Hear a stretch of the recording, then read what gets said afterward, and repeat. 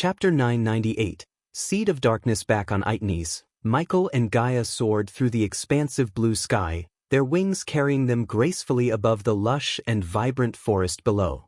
Despite the breathtaking scenery surrounding them, Michael remained lost in his own thoughts, his mind consumed by plans and strategies to confront the gods.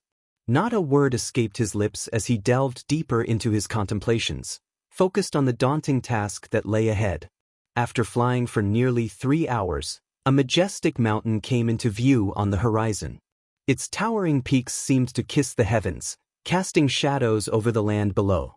As Michael and Gaia drew closer, they noticed the presence of an outpost nestled upon the mountain's rugged slopes.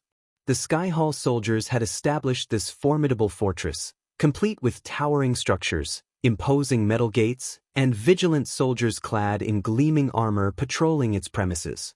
As Michael and Gaia approached the outpost, the aftermath of its establishment became apparent.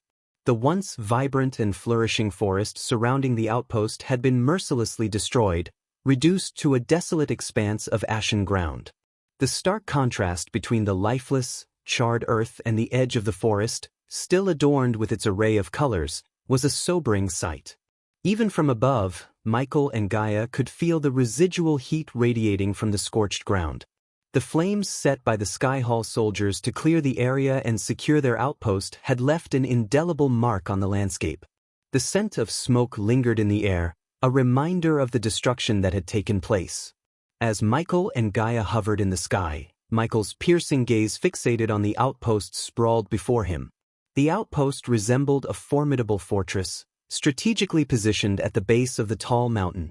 Its towering structures, constructed with sturdy stone and reinforced with metal, stood as a testament to the Skyhall soldiers' determination to maintain their hold on this territory. From his vantage point, Michael discerned the complex layout of the outpost. The main entrance, guarded by a pair of massive metal gates, served as the primary access point. The gates were flanked by watchtowers, providing an elevated view of the surroundings. He noticed the patrolling soldiers, clad in gleaming metal armor, marching along designated routes, their disciplined footsteps echoing through the outpost. The perimeter of the fortress was encircled by a tall stone wall, punctuated by arrow slits and battlements, offering the defenders a strategic advantage. Michael's keen eyes scanned the wall, searching for any weak points or vulnerabilities that could be exploited. He noted a section where the stones seemed weathered, a potential target for breaching the defenses. Within the outpost, Michael estimated a considerable number of soldiers, their presence indicated by the bustling activity and occasional clanking of armor. The outpost was a well-guarded stronghold, a testament to the Skyhall soldiers' readiness to protect their position against any opposing force. Michael mentally mapped out the outpost, committing its structure and layout to memory. He knew that any attempt to infiltrate and confront the Skyhall soldiers would require careful planning and precise execution. These idiots appear to be complacent and unaware, Michael. We have the advantage of surprise on our side. Let's storm the shit out this outpost, Gaia suggested, her anger still simmering from the recent wedding chaos caused by Rudra. The Skyhall soldiers seemed like the perfect outlet for her pent-up frustration. However, Michael opted for a more measured approach. Just give me a moment, Michael calmly replied, conjuring a pair of drones from his storage system with a swift motion of his hand. He commanded the drones to hover discreetly above the outpost, scanning the area for additional information beyond the soldiers' sight. He also wanted to eavesdrop on the conversations among the soldiers gathered around a campfire within the outpost. While it would have been easy for Michael to obliterate the outpost simply, his primary objective was to acquire the Seed of Darkness, an enigmatic object or source of energy whose nature remained unknown to him. He needed to gather as much information as possible about the outpost and the knowledge possessed by the Skyhall soldiers before launching an attack. As an experienced hitman, Michael understood the paramount importance of preparation and acquiring even the smallest morsel of information to ensure the success of his mission. With the drones buzzing and soaring through the sky, Michael and Gaia focused intently on their earpieces, listening to the audio transmitted from the drones. As Michael and Gaia listened attentively to the transmitted audio from the drones, The soldiers' conversation around the campfire unfolded before them. "I can't stand this world anymore. It's so boring," one soldier grumbled, a hint of nostalgia evident in his voice. "I miss the comforts of home, the warmth of a woman's touch." Another soldier chimed in, "Ah, wood elven women, they have a certain charm about them, don't they? Those ethereal features and grace. I quite like them." A soldier scoffed, "You must be joking. Wood elven women are overrated. Give me a strong dwarven lass any day." Amid their banter, another soldier interjected, "Enough with your romantic escapades. Have you heard anything about the equipment needed to break down that black door in the cave? The Sky Hall is taking ages to send it." "Who knows? They're probably too busy counting their riches," another soldier replied, frustration evident in his voice. "But seriously, what kind of metal is that door made of? I've never seen anything like it." A gruff voice cut through the conversation, asserting, "Our job is to safeguard the cave, not question the orders. The Sky Hall knows what they're doing." "True," another soldier chimed in. "Those wood elves are no match for us anyway. Their primitive bows and arrows won't even scratch our armor. It's laughable, really." Laughter erupted among the soldiers as they dismissed the threat posed by the wood elves. They reveled in their perceived superiority, oblivious to the impending storm that Michael and Gaia would unleash upon them. As Michael listened to the soldiers' conversation, a realization dawned upon him. The black door they spoke of, with its mysterious composition and the Sky Hall's delay in providing the necessary equipment to breach it, seemed to align with the possible location of the Seed of Darkness. A surge of excitement coursed through him, knowing that he was one step closer to achieving his goal. Turning to Gaia, he spoke in hushed tones, "We have a valuable piece of information. That black door they mention might be guarding what I want. We need to be patient and strike under the cover of darkness when they least expect it." Gaia nodded in agreement, understanding the strategic advantage of waiting for the right moment. Together, they planned to unleash their assault when the nightfall cloaked their movements and the soldiers would be caught off guard. While Michael and Gaia formulated their plan, the drones continued their reconnaissance. As they scanned the surroundings, one drone came across a tent where several soldiers, not wearing their heavy armor, were busily preparing food for the upcoming dinner. Michael's lips curled into a devilish smile as he plotted a devious scheme. "Look, Gaia," he whispered, his eyes gleaming with mischief.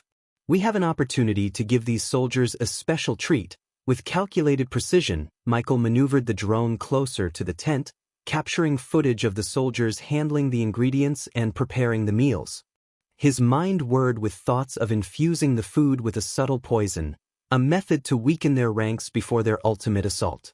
The information they gathered would serve a dual purpose. Not only would it provide crucial intelligence about the outpost, but it would also facilitate Michael's plan to incapacitate the soldiers without expending unnecessary energy or risking their own safety. The realization that Aitnes lacked the arch-energy or celestial energy he needed to fuel his cultivation power prompted Michael to conserve his limited resources, particularly his precious arch-energy crystals. He knew that every decision had to be strategic, and his new plan offered a means to achieve their objectives with minimal confrontation. Descending gracefully through the dense forest canopy, Michael landed gracefully on a sturdy branch of a towering tree, positioning himself and Gaia to observe the outpost from a vantage point. With a flick of his wrist, he summoned the drones back to his side, their mission of reconnaissance complete.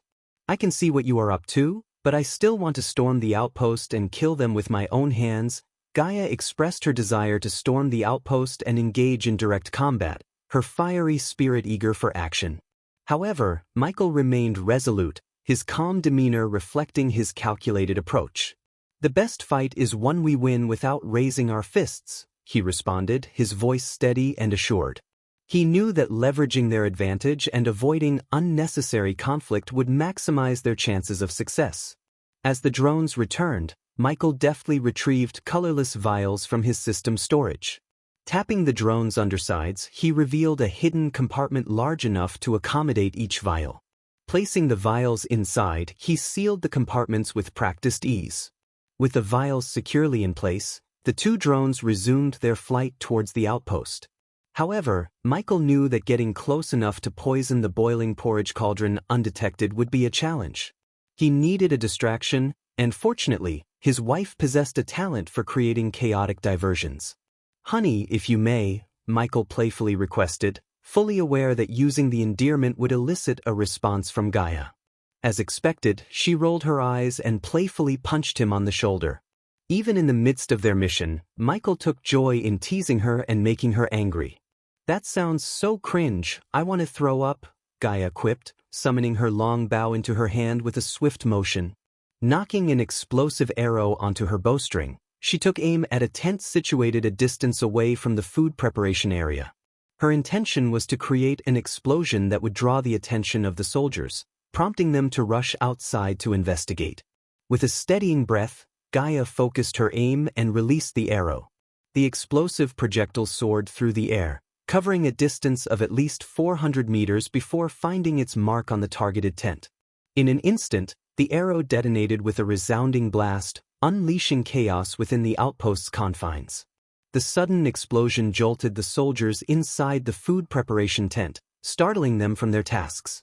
They hurriedly abandoned their work, rushing outside to assess the situation. The commotion spread like wildfire, causing a ripple of shock and tension among the other soldiers stationed within the outpost. "What the hell was that?" exclaimed a burly soldier with a thick beard, his eyes scanning the surroundings for any signs of danger. "I don't know, but we need to find out," responded a wiry soldier, gripping his spear tightly as he joined the others in investigating the source of the explosion.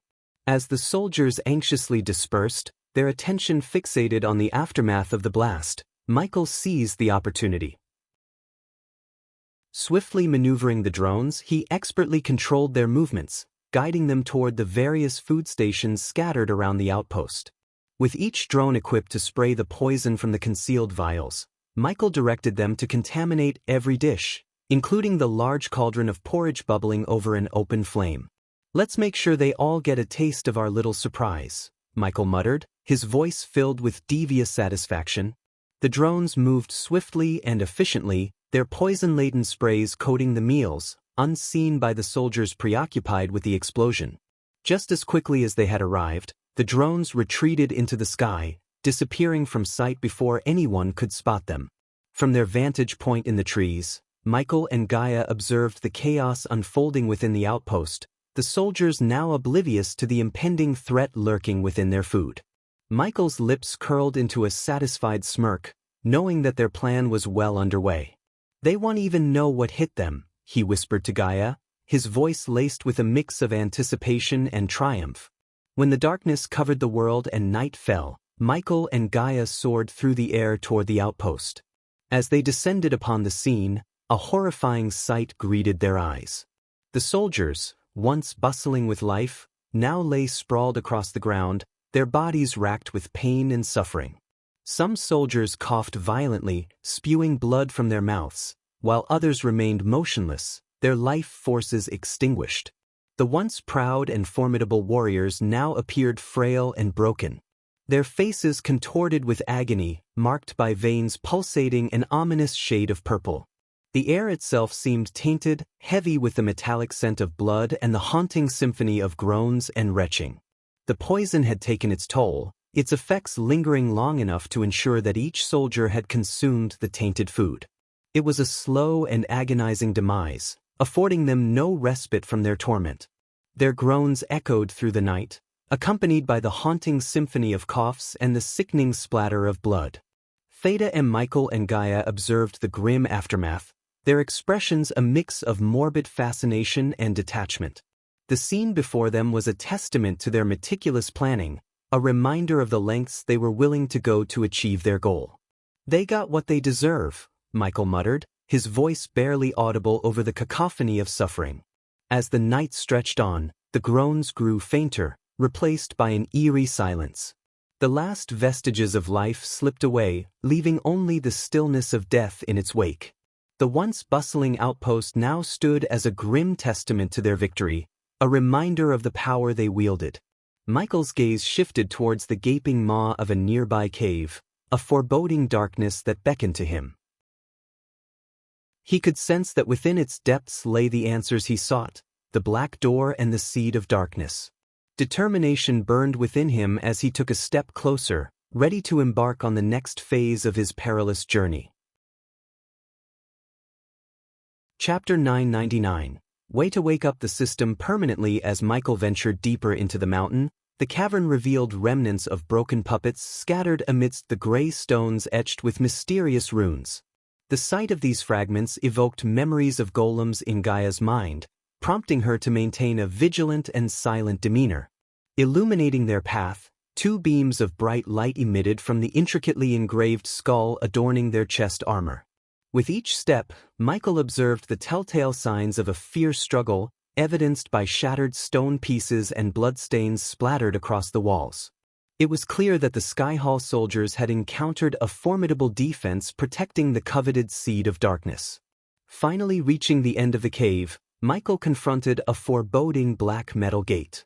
Strewn before it were various discarded tools and equipment, remnants of the Sky Hall soldiers' relentless attempts to breach the door's formidable barrier.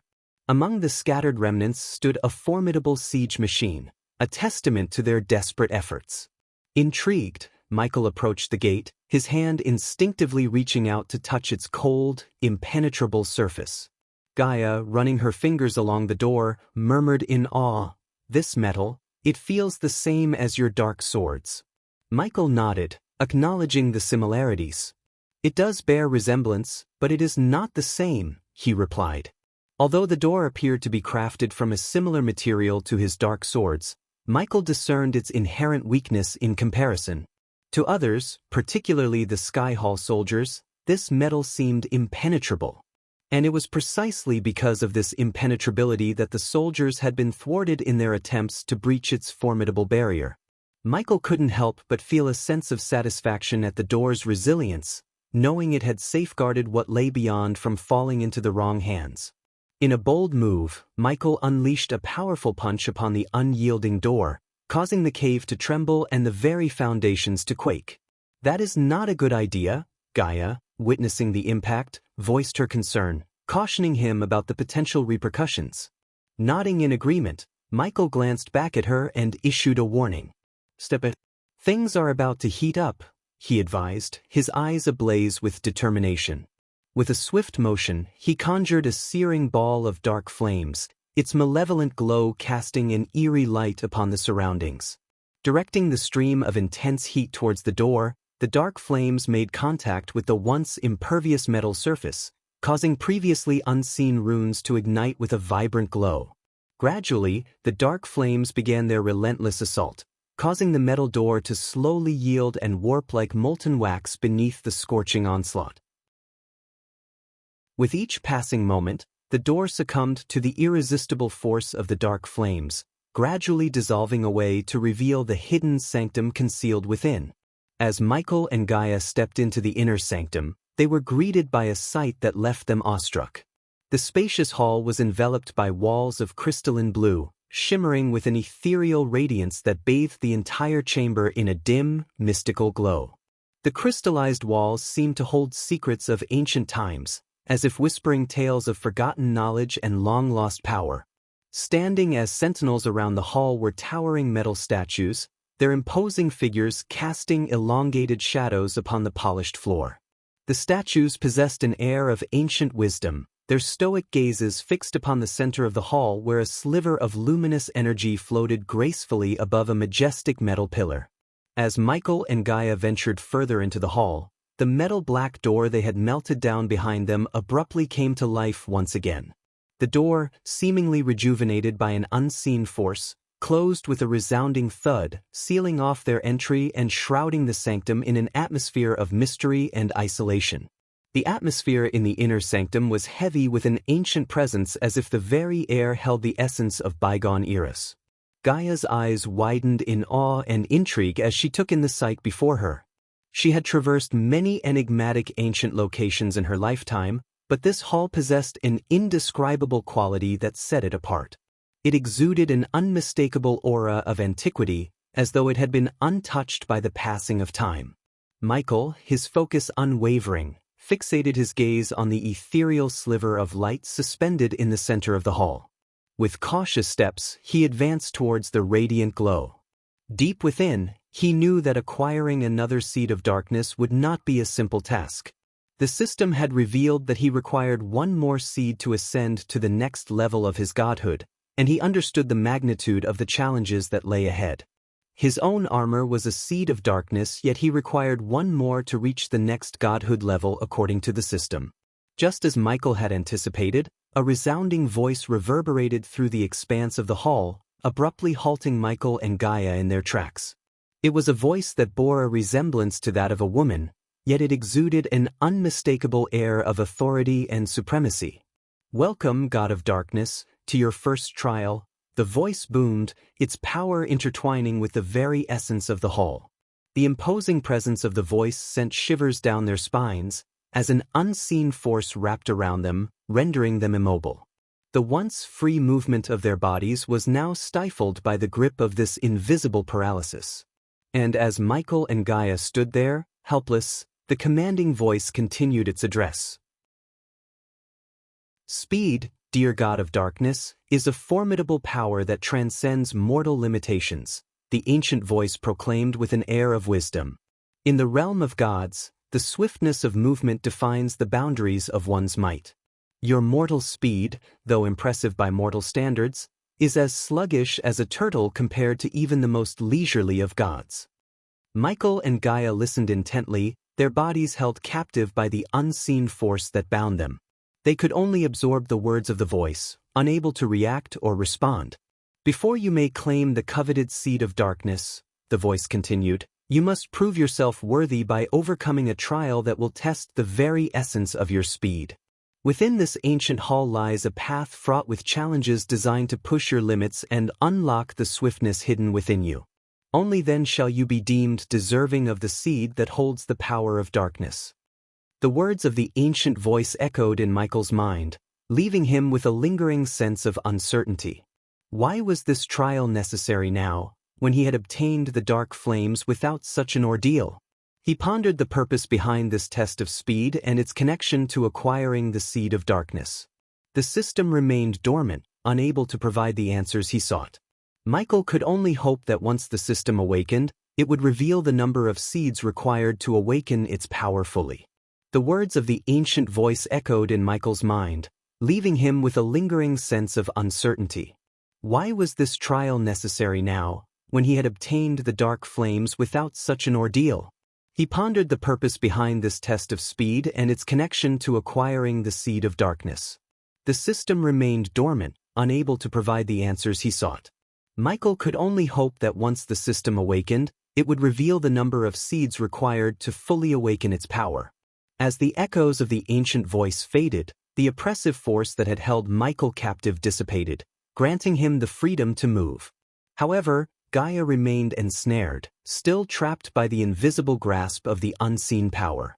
Michael's concern for her was abruptly interrupted by a chilling rustling sound that sent a shiver down his spine. Reacting with lightning reflexes, Michael instinctively leaned back, his body contorting as an arrow whizzed past him, missing his face by a mere hair's breadth. The arrow buried itself deep into the wall, its presence a stark reminder of the dangers that lurked within the shadowy recesses of the hall. With his senses heightened, Michael scanned the surroundings, his eyes darting from one corner to another, searching for the source of the arrow and the potential threats that lay hidden within the ancient sanctum. As Michael activated his environmental scanning map, he was alarmed to detect hostile entities lurking in the vicinity. Though invisible to his eyes, he could sense their presence through the rustling sounds and the powerful gusts of wind swirling around him. His heightened senses became his guiding compass as he focused on sound and instinct. Drawing his gleaming swords from their sheaths, Michael closed his eyes, relying solely on his sharpened senses. In a swift motion, he unfurled his metal wings, their magnificent expanse shimmering in the dim light of the hall. The clash of metal against wood reverberated through the air as an ephemeral figure, crafted from the very essence of nature, materialized beside him before vanishing into thin air. A voice, both enigmatic and commanding, broke the silence. If you are to face the Pantheon, the first god they shall unleash upon you is Lightning, the god of speed. With frustration brewing within him, Michael's voice rang out, filled with determination and curiosity. Who the fuck are you? His query hung in the air, unanswered, as a new threat materialized. Reacting swiftly, Michael took cover behind his protective metal wings, the glimmering surface shielding him from an imminent attack. This time, he managed to catch a glimpse of the assailants, peculiar wooden puppets, whose blinding speed rendered them virtually invisible. Who or what I am doesn't concern you, God of Darkness.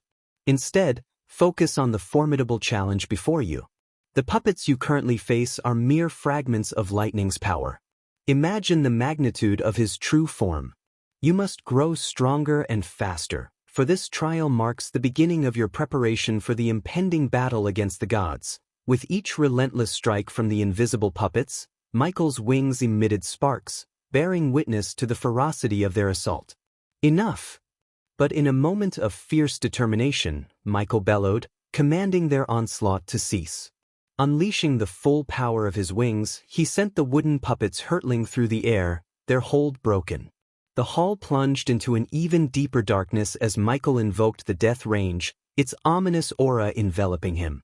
Dark flames swirled around him, serving as an impenetrable shield.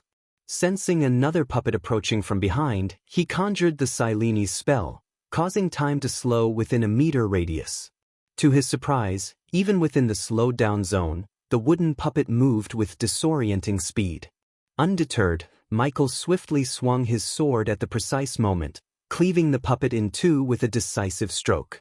After Michael cleaved through the first puppet, he focused his gaze on their cultivation stage. As he had anticipated, the puppets emitted a similar energy radiation to that of Rudra. Yet, the intensity of their radiance paled in comparison to the orc possessed by Rudra's sliver of grace. In a flurry of motion, the remaining puppets launched themselves at Michael, their movements invisible to Gaia's eyes. From her perspective, it seemed as though Michael was slashing his swords through empty air, leaving her both amazed and perplexed. As the puppets attacked Michael with astonishing speed, their wooden blades sliced through the air, aiming for his vulnerable spots. Some managed to make contact, their sharp edges grazing his body, but Michael's armor protected him from any serious harm. The metallic plates absorbed the impact, leaving only minor scratches in their wake. Unfazed by the assault, Michael retaliated with a display of his own formidable powers. With a swift motion of his swords, lightning bolts crackled and surged forth from their tips, striking the puppets with electrifying force. The bolts of electricity coursed through their wooden bodies, causing them to convulse and malfunction. Simultaneously, Michael invoked the Sileni's spell once again, creating a localized distortion of time within his immediate vicinity. The slowed-down world granted him enhanced perception, enabling him to dodge the lightning-fast attacks of the remaining puppets with deft precision. His eyes, shining with a dark energy, emitted beams that pierced through the air, disintegrating the puppets in their path. The destructive power of his gaze left trails of dissipating darkness, marking their annihilation. But Michael wasn't finished yet. Drawing upon his inner reservoirs of power, he conjured the Ring of Flames. Black-colored flames erupted from his outstretched hands, forming a fiery vortex that engulfed the area around him. Waves of scorching heat radiated outwards, disintegrating any remnants of the puppets that dared to approach. The battle raged on, an intricate dance between the god of darkness and the seemingly invincible puppets. Michael's movements were fluid and precise, his attacks calculated and devastating. With each passing moment, the puppets dwindled in numbers, their wooden bodies succumbing to the relentless onslaught. The air crackled with energy, illuminated by the flashes of lightning, while the echoes of clashing metal and the roar of flames reverberated throughout the ancient hall. As frustration swelled within Michael, he could no longer contain his pent-up emotions. His voice thundered through the hall, "I am sick of fighting these pointless battles." With a surge of power, he stomped the ground with such force that the very earth quivered beneath him. Cracks spread across the ground like a web, disrupting the puppets' stability and throwing them off balance. Seizing this golden opportunity, Michael propelled himself forward, his speed augmented by his determination. He sprinted towards the shimmering sliver of bright energy that hovered at the center of the hall. With outstretched hand, he reached out and clasped it tightly within his grasp. As his fingers closed around the pulsating sliver, a surge of energy coursed through Michael's body. It was as if he had tapped into a wellspring of power that resonated with his very essence.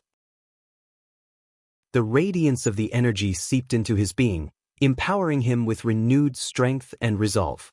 The puppets, momentarily stunned by the ground-shaking impact and their sudden loss of balance, struggled to regain their composure. But it was too late. Michael's swift and decisive action had secured the coveted sliver of energy, a crucial step towards his ultimate goal. The moment Michael touched the sliver of energy, he felt a gush of hot wave in his body. Soon he heard the system's voice. Absorbing lightning's sliver of grace. Absorbing energy. Converting the grace energy into experience points. Experience points converted 200,000. Experience points converted 600,000. Congratulations to host Michael for leveling up. The current stage is half celestial stage level 3. The system absorbed the energy like crazy, and the more the system absorbed the energy from the sliver of grace, the weaker the puppets became and fell to their demise. Once all the puppets were fallen, the system talked to Michael once again. Congratulations to the host for acquiring another seed of darkness. The host now has 2 seeds of darkness and will be able to start the ascension to the next godhood level demigod. The system recommends the host step into the celestial stage before starting the ascension. What is this trial and what's the point of all this? Michael asked the system. An ally of your previous self created this trial. Unfortunately, this ally was madly in love with your previous self, so she made the trial easy. The system can sense her presence. What the? Michael was taken aback by surprise and instinctively looked around. Is she watching me right now? And who is she? Michael asked the system. The system can sense her presence. Your previous self used her to make this trial easier for you to level up faster. But the upcoming trials won't be as easy as this. To reach the 3rd stage of your godhood, you are required to acquire 3 seeds of darkness. Before Michael could ask more about this unknown ally who was in mad love with the previous Dark Lord, the system changed the topic. When will you come out of offline permanently? The host needs to acquire 1 more seed of darkness to enable the system to harvest experience points in offline mode. Once the host reaches the celestial stage, the system will come out of offline permanently and will not go offline again. 1 more chapter and we will reach 1,000 chapter mark. Thank you my wonderful readers for keep supporting me. Sorry, this chapter got dragged on as this chapter flesh out the details for the future chapters. This is the filler chapter for the next arc, and the next arc will have so much actions and a fast-paced story. Chapter 1000. Infiltrating the Sky Hall Eye. After harnessing the empowering energy of the sliver, Michael turned his attention to the system store. With his accumulated badass points, he swiftly purchased a special teleportation scroll and a potent rune to conceal Gaia's presence from the prying eyes of the fallen gods. The transaction depleted a significant portion of his hard-earned points, but he knew these items would be crucial for their upcoming missions. Gaia, fully aware of the importance of her role, prepared to depart from the inner sanctum. She clasped the rune in her hand, feeling its ancient power resonate within her. With a nod of determination, she stepped onto the designated teleportation circle, activating the scroll. A brilliant surge of energy engulfed her, and in an instant, she vanished from the hall before giving Michael a tender kiss on his lips. Stepping out of the hall, Michael found himself face to face with the black door he had melted earlier. To his surprise, the door opened on its own accord, allowing him to exit. As he emerged from the cave, his environmental scanning map alerted him to the presence of hostile entities in the vicinity. Reacting swiftly, Michael utilized his lightning dash ability, moving with incredible speed towards the cave opening. Once he reached the mouth of the cave, the Sky Hall soldiers who had been stationed at the outpost lay lifeless on the ground, their bodies riddled with bloody wounds. The devastating effects of the poison he had unleashed upon them were evident. The sight of the fallen soldiers left the surviving Sky Hall soldiers in a state of terror and shock. They gazed upon the grim scene, their faces etched with a mix of fear and disbelief. Michael's poison had taken its toll, and the soldiers lay motionless, their life forces drained away. The air hung heavy with the stench of blood, and a haunting silence enveloped the area. The Sky Hall soldiers stood frozen in shock and disbelief as they beheld the lifeless bodies of their fallen comrades. They gathered around, their faces filled with a mix of horror and confusion. One soldier exclaimed, "What happened here? How did they all die?" Another soldier knelt down beside a fallen comrade, examining the gruesome wounds on his body. "Look at this," he said, his voice trembling with disbelief. "There are no signs of a fight. It's like they were struck down without even raising a sword." A third soldier joined the examination, his eyes widening with realization. "Wait, these wounds, they look like the effects of poison," he said, his voice hushed. "But how? Who could have done this?" The soldiers exchanged worried glances, their minds racing to piece together the puzzle before them. One soldier spoke up, his voice laced with urgency. "We need to alert the Sky Hall elders immediately. Something sinister has happened here, and we must seek their counsel." Nods of agreement rippled through the group as they realized the gravity of the situation. They had stumbled upon a deadly trap, their comrades falling victim to an unseen enemy. Fear and confusion gripped their hearts as they prepared to carry the news to the elders, hoping to unravel the mystery of their fallen brethren and discover the true nature of the threat that lurked in the shadows. Michael concealed himself in the shadowy depths of the cave, his eyes fixed on the group of Sky Hall soldiers. Curiosity gripped him as he wondered about how they came here and how they intended to return to their fortress in the sky. A soldier's gaze scanned the area, briefly falling upon the mouth of the cave. Michael swiftly ducked behind a stack of crates, blending seamlessly with the darkness. The thought of effortlessly dispatching these soldiers crossed his mind, but he resisted the temptation. Instead, he desired to uncover their method of returning to the Sky Hall. If they possessed a portal or means of transport, it could provide him with a valuable opportunity to infiltrate the heart of the enemy. With caution and patience, Michael observed their movements, eagerly anticipating a glimpse of their plans.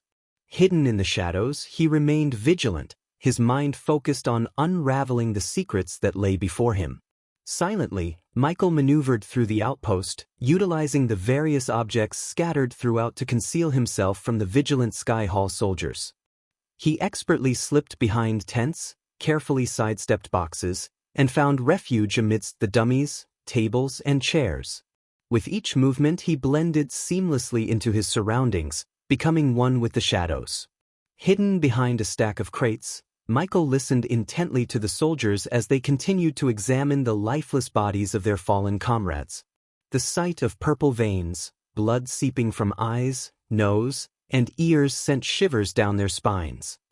"What manner of death is this? It's gruesome and painful," one soldier growled, his voice filled with anger. "Indeed, this is no honorable death. It reeks of foul play," another soldier spat, voicing his disgust. Amidst their murmurs and expressions of dismay, some soldiers raised their voices, urging their comrades to stay vigilant, aware that the killer may still be lurking in their midst. "Keep your guard up. The perpetrator may be among us. Stay alert," a soldier shouted, his tone laced with urgency. Meanwhile, a group of soldiers was ordered to venture into the cave for further investigation. Their voices resonated through the air as they strategized their next move. "Go, see what lies within the cave. We must uncover the truth," one soldier commanded, determination evident in his voice. "The rest of us will make our way back to the Sky Hall and inform the elders of this atrocity." Their footsteps echoed as they departed, leaving Michael with a valuable window of opportunity. He silently observed their departure, noting their destination and their purpose. With this newfound knowledge, he formulated his own plan, his mind focused on the ultimate goal of infiltrating the Sky Hall and uncovering the mysteries that awaited him there. With unwavering determination, Michael fixated his gaze on the group of soldiers who were bound for the Sky Hall. He knew that shadowing them would be his best chance to penetrate deeper into enemy territory. As they began their march, Michael melded into the darkness, becoming a mere specter among the shadows. Moving with the grace of a predator, Michael skillfully navigated the outpost, his steps almost imperceptible as he avoided the gazes of the remaining soldiers. He hugged the walls, slipping behind tents and crates, always mindful of staying out of sight. His heart pounded in his chest, the adrenaline surging through his veins as he inched closer to his quarry. Every so often, he caught a glimpse of the soldiers he was tailing. Their voices murmured among themselves, discussing their mission and the urgency to report the grim discovery they had made. Michael stayed just far enough behind to remain undetected, his stealth a testament to his honed skills. The tension in the air was palpable as Michael maneuvered through the treacherous terrain, silently praying that the soldiers wouldn't glance back and catch a glimpse of his presence. He relied on his instincts, slipping into the darkest corners, blending seamlessly with the obscurity. The outpost seemed to hold its breath as Michael shadowed his targets, his movements choreographed with precision and caution. As Michael trailed the trio of Sky Hall soldiers, they came across a small cabin in the distance. Coming to a stop, they glanced back, suspicious of any followers. Sensing their scrutiny, Michael swiftly maneuvered under a nearby table, inadvertently knocking a wooden cup. Acting with lightning reflexes, he managed to catch the cup before it hit the ground and made a noise. Meanwhile, the soldiers scanned their surroundings before resuming their path towards the cabin. Seizing the opportunity, Michael emerged from beneath the table and hastened forward. Approaching the cabin's entrance, Michael positioned himself outside and discreetly eavesdropped on the soldiers' conversation. "He won't be pleased with this," remarked one soldier from inside. "I still think we should return after uncovering the source of these killings. Going back empty-handed could land us in serious trouble," complained another soldier. As he listened intently, Michael retrieved his trusty 8-legged spider and discreetly sent it into the cabin through a narrow crack beneath the door. Observing the scene through the spider's camera feed, Michael caught sight of the 3 soldiers within the cabin. "No way! We have to inform him immediately." "Let's activate the portal," insisted the brown-haired Sky Hall soldier. With mere seconds, or at best a minute, to make a decision, Michael weighed his options carefully. Killing the 3 soldiers might sever his only chance of reaching the Sky Hall. Until now, he had been clueless about the actual location of the Sky Hall headquarters, and he lacked the necessary power.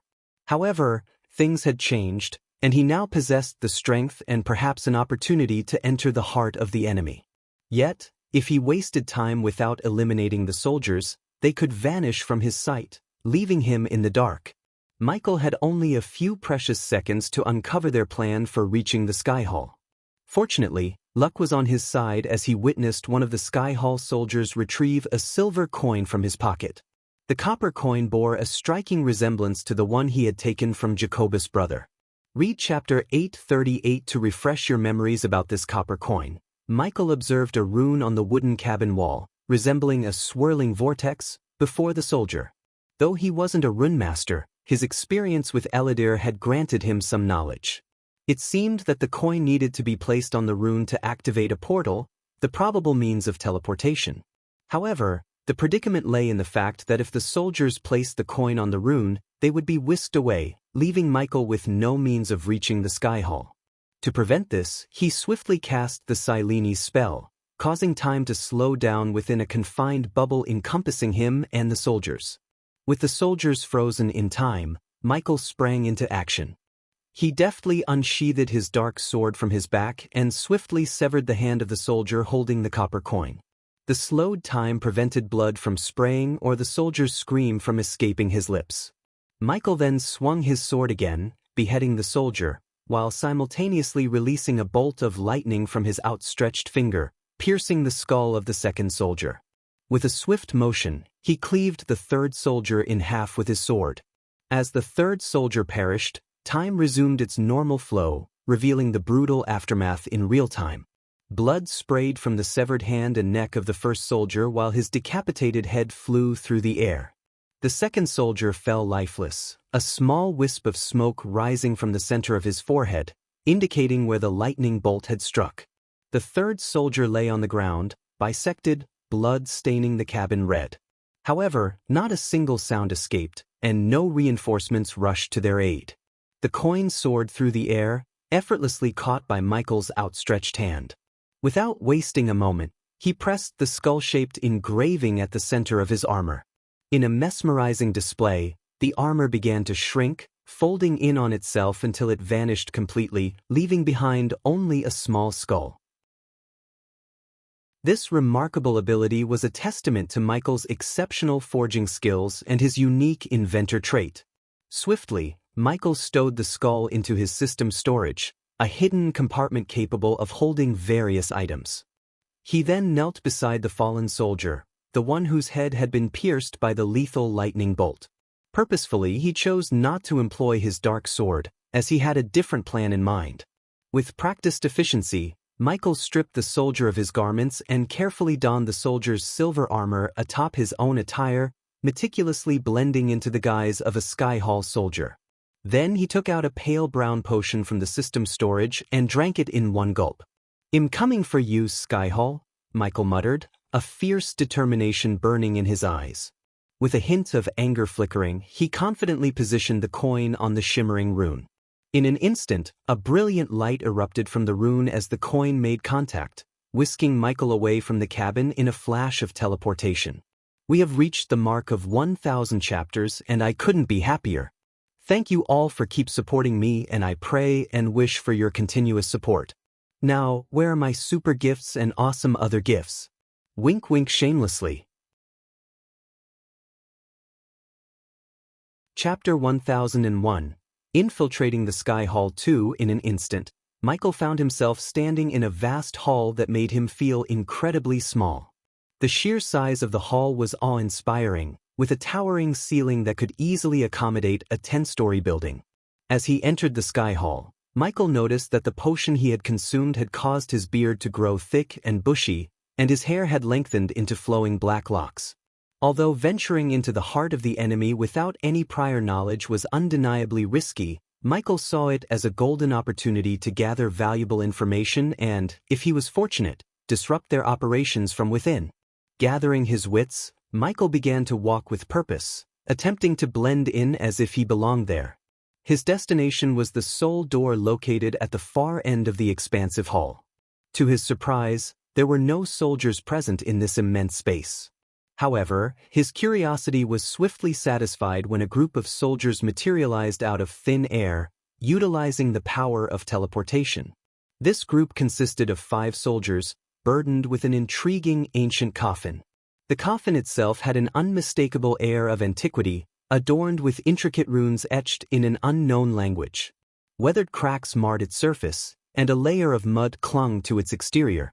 "Demon body," Michael whispered to himself, recalling the memories of Sky Hall angels unearthing caskets containing demons' remains and transporting them to this very place. Now, he had confirmation that this was the destination for those eerie coffins.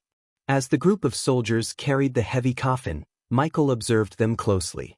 Their entire bodies were covered in gleaming silver armor, with only narrow eye openings in their helmets, preventing Michael from seeing their faces. "Hey you," one of the soldiers suddenly called out, his gaze fixed on Michael. "Come here," the soldier ordered, prompting Michael to swiftly comply. "Give us a hand." "This thing is ridiculously heavy," the soldier requested, and Michael inwardly sighed with relief. Nodding in agreement, Michael positioned himself at the back of the coffin and grasped it firmly. To his surprise, the coffin proved to be exceptionally weighty, confirming why these fusion stage soldiers required additional assistance. Unbeknownst to them, Michael intentionally concealed his true cultivation stage, disguising himself as a mere soul-refining stage soldier. It was crucial to maintain his cover, as revealing his half-celestial stage power would immediately expose his true identity. Even though the coffin was light as a feather to Michael's immense strength, he purposely pretended to struggle, exerting effort as if it were a formidable task. He lifted the coffin alongside the others, maintaining the facade. "Thadahim, which outpost were you stationed at?" one of the armored soldiers inquired, curious about Michael's assignment. "I was stationed at the outpost in Itnes," Michael replied, listening attentively as the armored soldiers let out sighs of envy. Damn lucky bastard. We were out there in demons' graves, tirelessly digging for these cursed things. Another soldier grumbled, revealing their arduous duty. Not so lucky, I'm afraid. Before our rotation, someone mercilessly killed the soldiers who were stationed there.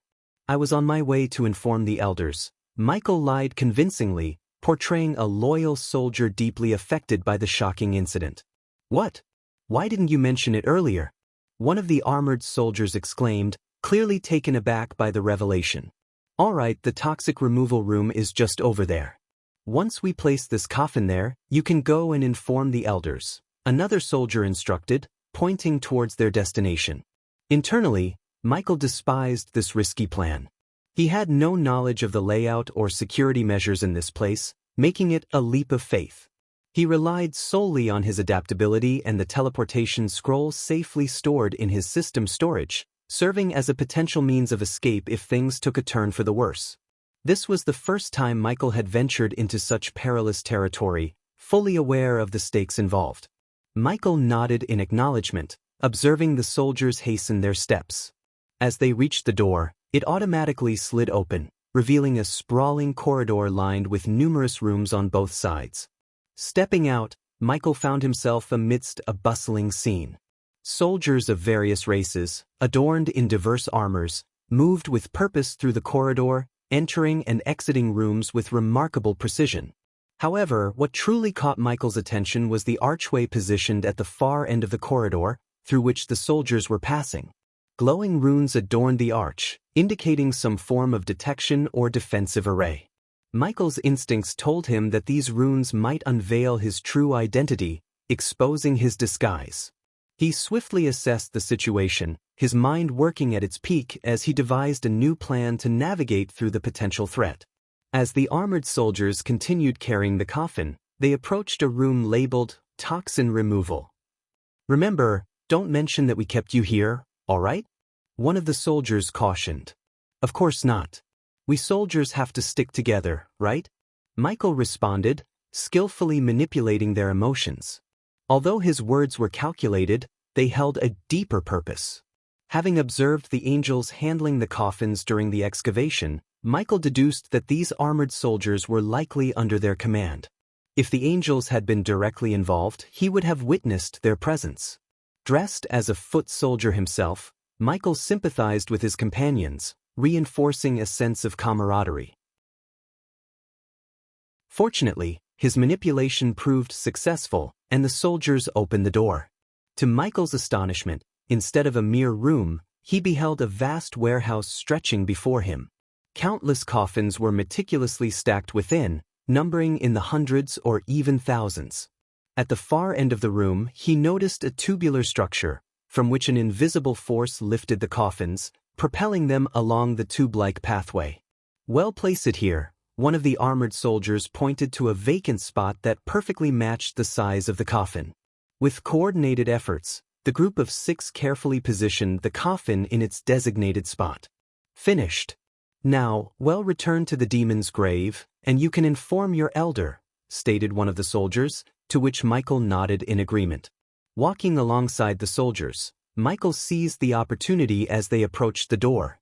Swiftly, he retrieved a small metal plate from his belongings and discreetly inserted it between the door and its frame, ensuring that it wouldn't close completely. The soldiers remained oblivious to his actions, and as they reached the corridor, they expressed their gratitude to Michael for his assistance before proceeding back towards the door they had initially come through. Once they were out of sight, creating the impression that he would fulfill his supposed duty of informing the elder, Michael surveyed his surroundings cautiously. Confirming that he was alone, he reopened the door and re-entered the coffin warehouse. Closing the door behind him, Michael activated his X-ray vision, granting him the ability to see through the coffins. As expected, each coffin contained the skeletal remains of demons.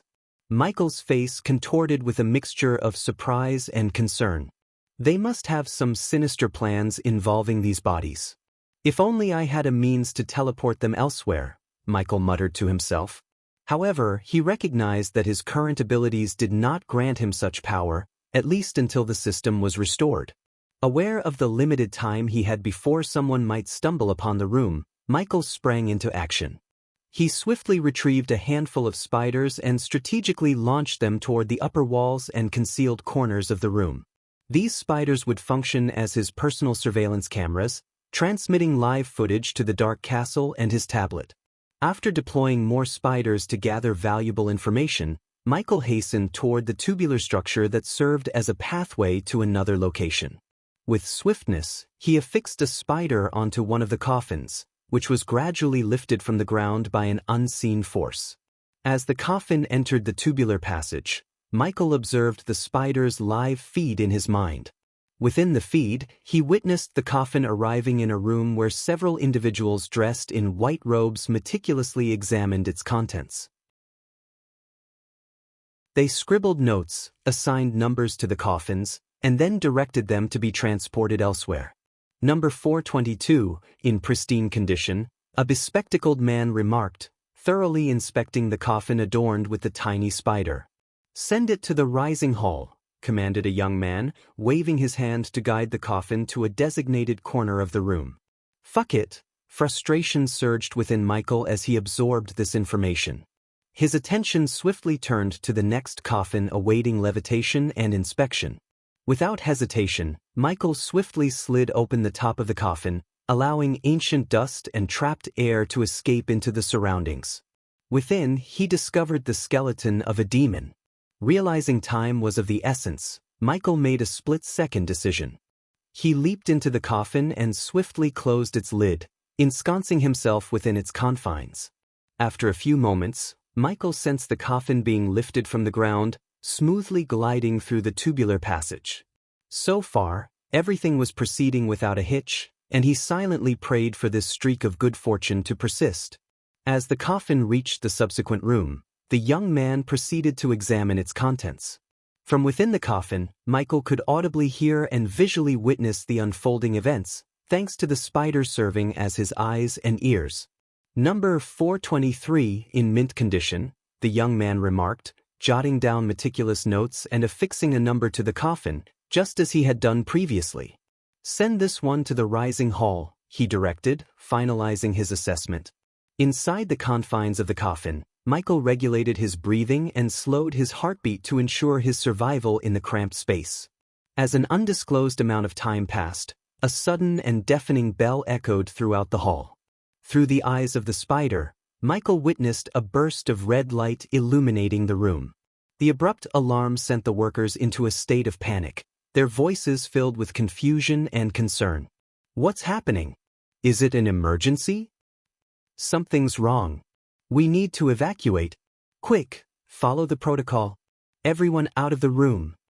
The room erupted into chaos as the workers hurriedly scrambled towards the exit, their movements hasty and disoriented. They hastily abandoned their tasks, leaving behind scattered notes and tools as they adhered to their emergency procedures. The air filled with a sense of urgency and apprehension, with anxious voices overlapping and the sound of hurried footsteps reverberating throughout the room. Michael found himself bewildered and amazed by his stroke of luck. Taking control of the spider outside the coffin, he deftly directed it to jump onto the back of a young man who was hastily making his way out of the room.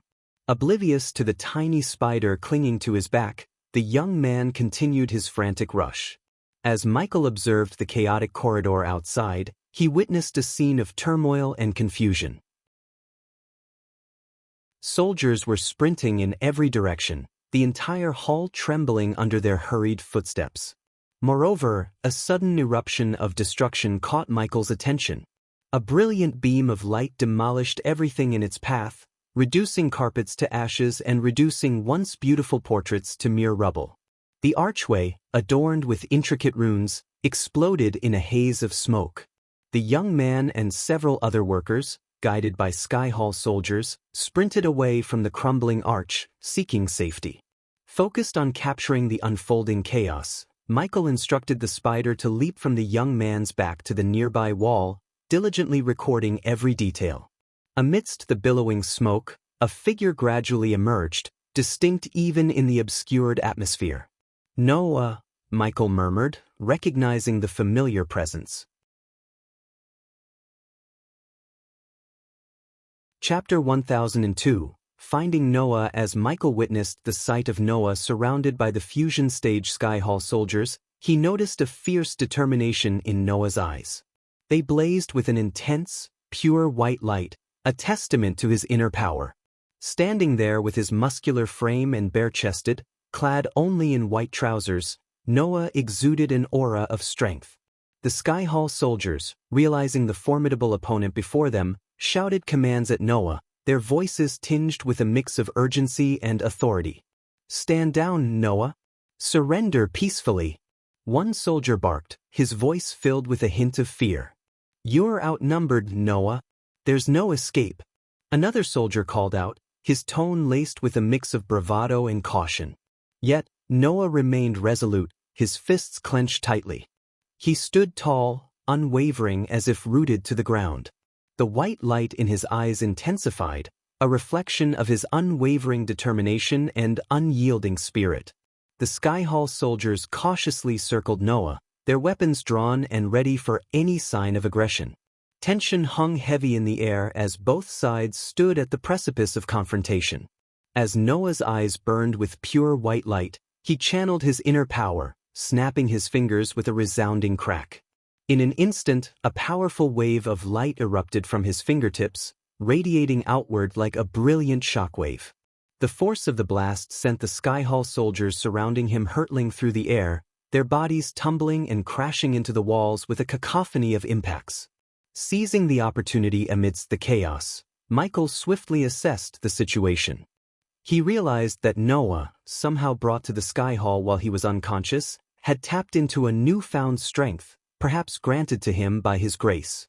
Though questions and theories swirled in Michael's mind, he pushed them aside, recognizing the golden chance to infiltrate the Sky Hall further while the soldiers were preoccupied with Noah. With a surge of determination, Michael seized the moment and leaped out of the coffin, his stealth and agility aiding his escape from its confining embrace. He blended into the tumultuous scene, taking advantage of the soldiers' diverted attention. As Michael stepped into the corridor, he found himself face to face with Noah, the only two figures standing amidst the chaos. They locked eyes, a silent recognition passing between them. Without uttering a word, Noah raised his hand, and from his fingertips, shot forth a bolt of white lightning, crackling with immense power. The lightning streaked towards Michael, who swiftly reacted by stomping the ground, causing a fallen Sky Hall soldier's shield to soar into his hand. With the shield raised, Michael braced himself as the lightning collided with it. The impact sent a jolt of force rippling through Michael's body, pushing him back several steps. Theta M. In the brief moment of respite, Michael wasted no time. He seized the opportunity and, with quick thinking, snatched up a gleaming golden spear from the ground. Infusing his own energy into the weapon, he hurled it toward Noah. However, Noah responded with another surge of white lightning. The opposing energies clashed fiercely in the middle of the corridor, creating a cataclysmic explosion of light and darkness. The sheer intensity of the collision reverberated through the air, shaking the very foundation of the hallway. In an instant, the explosion unleashed a devastating impact, shattering the corridor into fragments.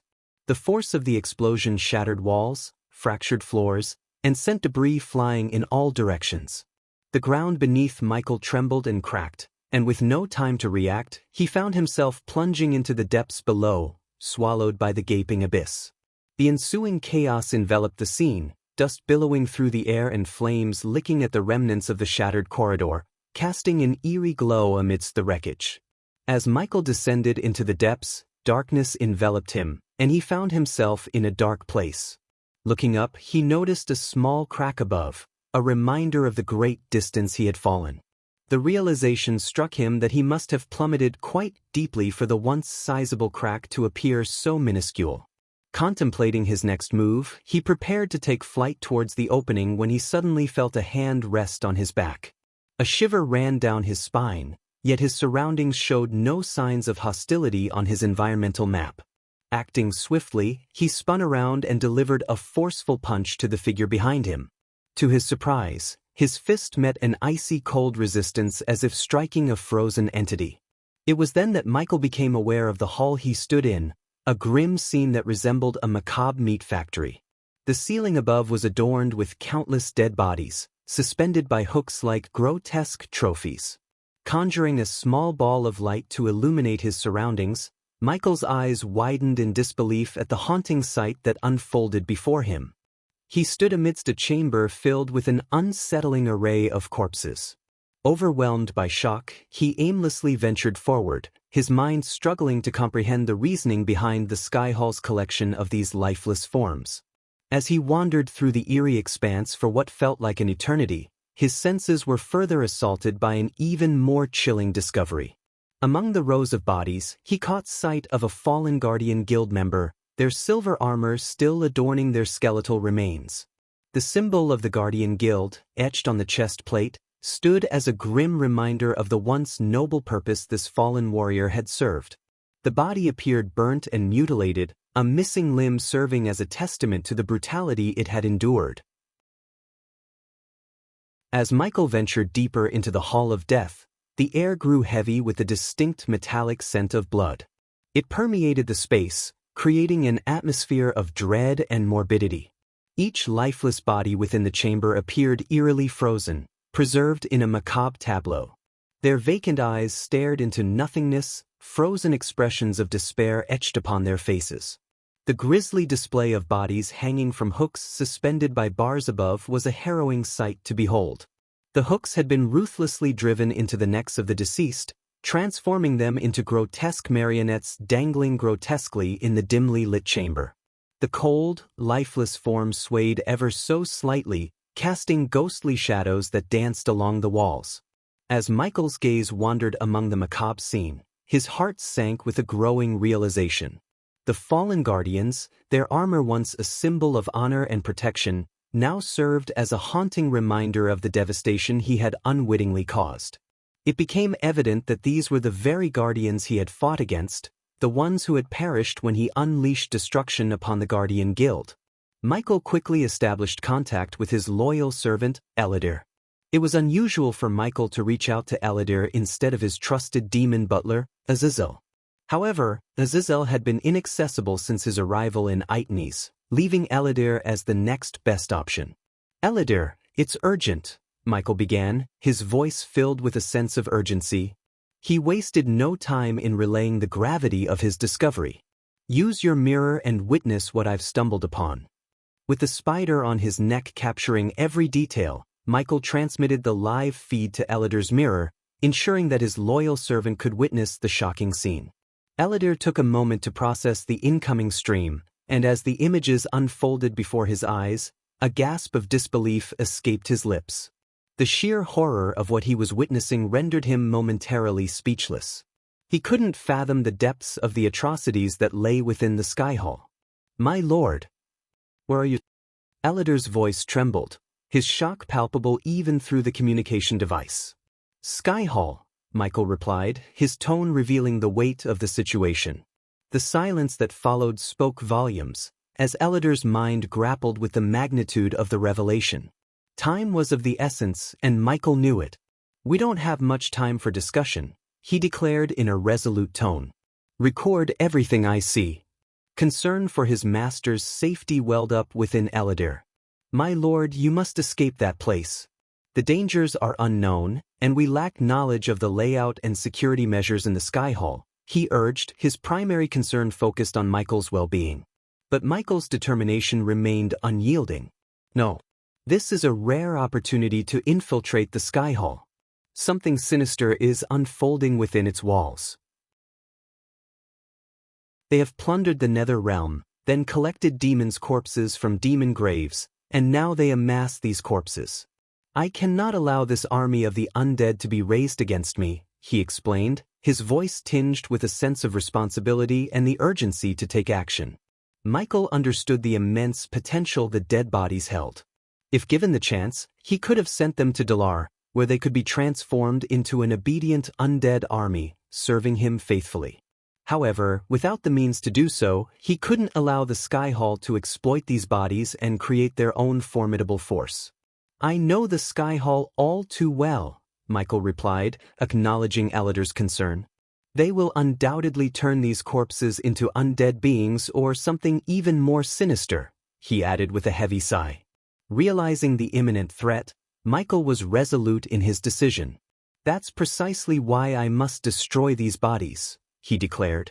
While he didn't want to obliterate the demon bodies, given their rarity and potential value, he needed to find a way to utilize them to turn the tides against the Sky Hall once the system came online. Without wasting any time, Michael retrieved a container filled with highly flammable liquid from his system storage. He hurled the container into the air, causing it to burst open, and unleashed a bolt of lightning from his fingertips. The resulting explosion sent the liquid raining down upon the lifeless bodies below, thoroughly drenching them in the volatile substance. Satisfied that every body had been soaked, Michael sought an exit and discovered a door leading to an unknown hall. Before venturing further, he activated his X-ray vision to scan the next hall, revealing no signs of life. However, the absence of life was not enough to put his mind at ease. This place had shocked him repeatedly, and he remained prepared for any unexpected encounter. With a firm twist, Michael broke the lock and swung the door open. Simultaneously, he flicked his finger toward the drenched bodies, igniting a slender flame that danced through the air. Upon contact with the flammable liquid, the flame instantly erupted into a raging fire, engulfing the dead bodies in its relentless embrace. The crackling of flames filled the air, accompanied by the acrid scent of burning flesh, as the inferno consumed the corpses with a ferocity akin to a wild wildfire. The Sky Hall was facing a dire situation, with both Noah wreaking havoc from above and Michael setting ablaze the amassed bodies below. Noah's destruction had managed to disable the defense arrays, granting Michael a chance to venture deeper into the Sky Hall undetected. As Michael moved into the next hall, he encountered a stark contrast to the previous chamber. This expansive hall was devoid of any bodies or significant objects. It stood empty, an open space stretching out before him. Suddenly, the echoing sound of hurried footsteps reached Michael's ears.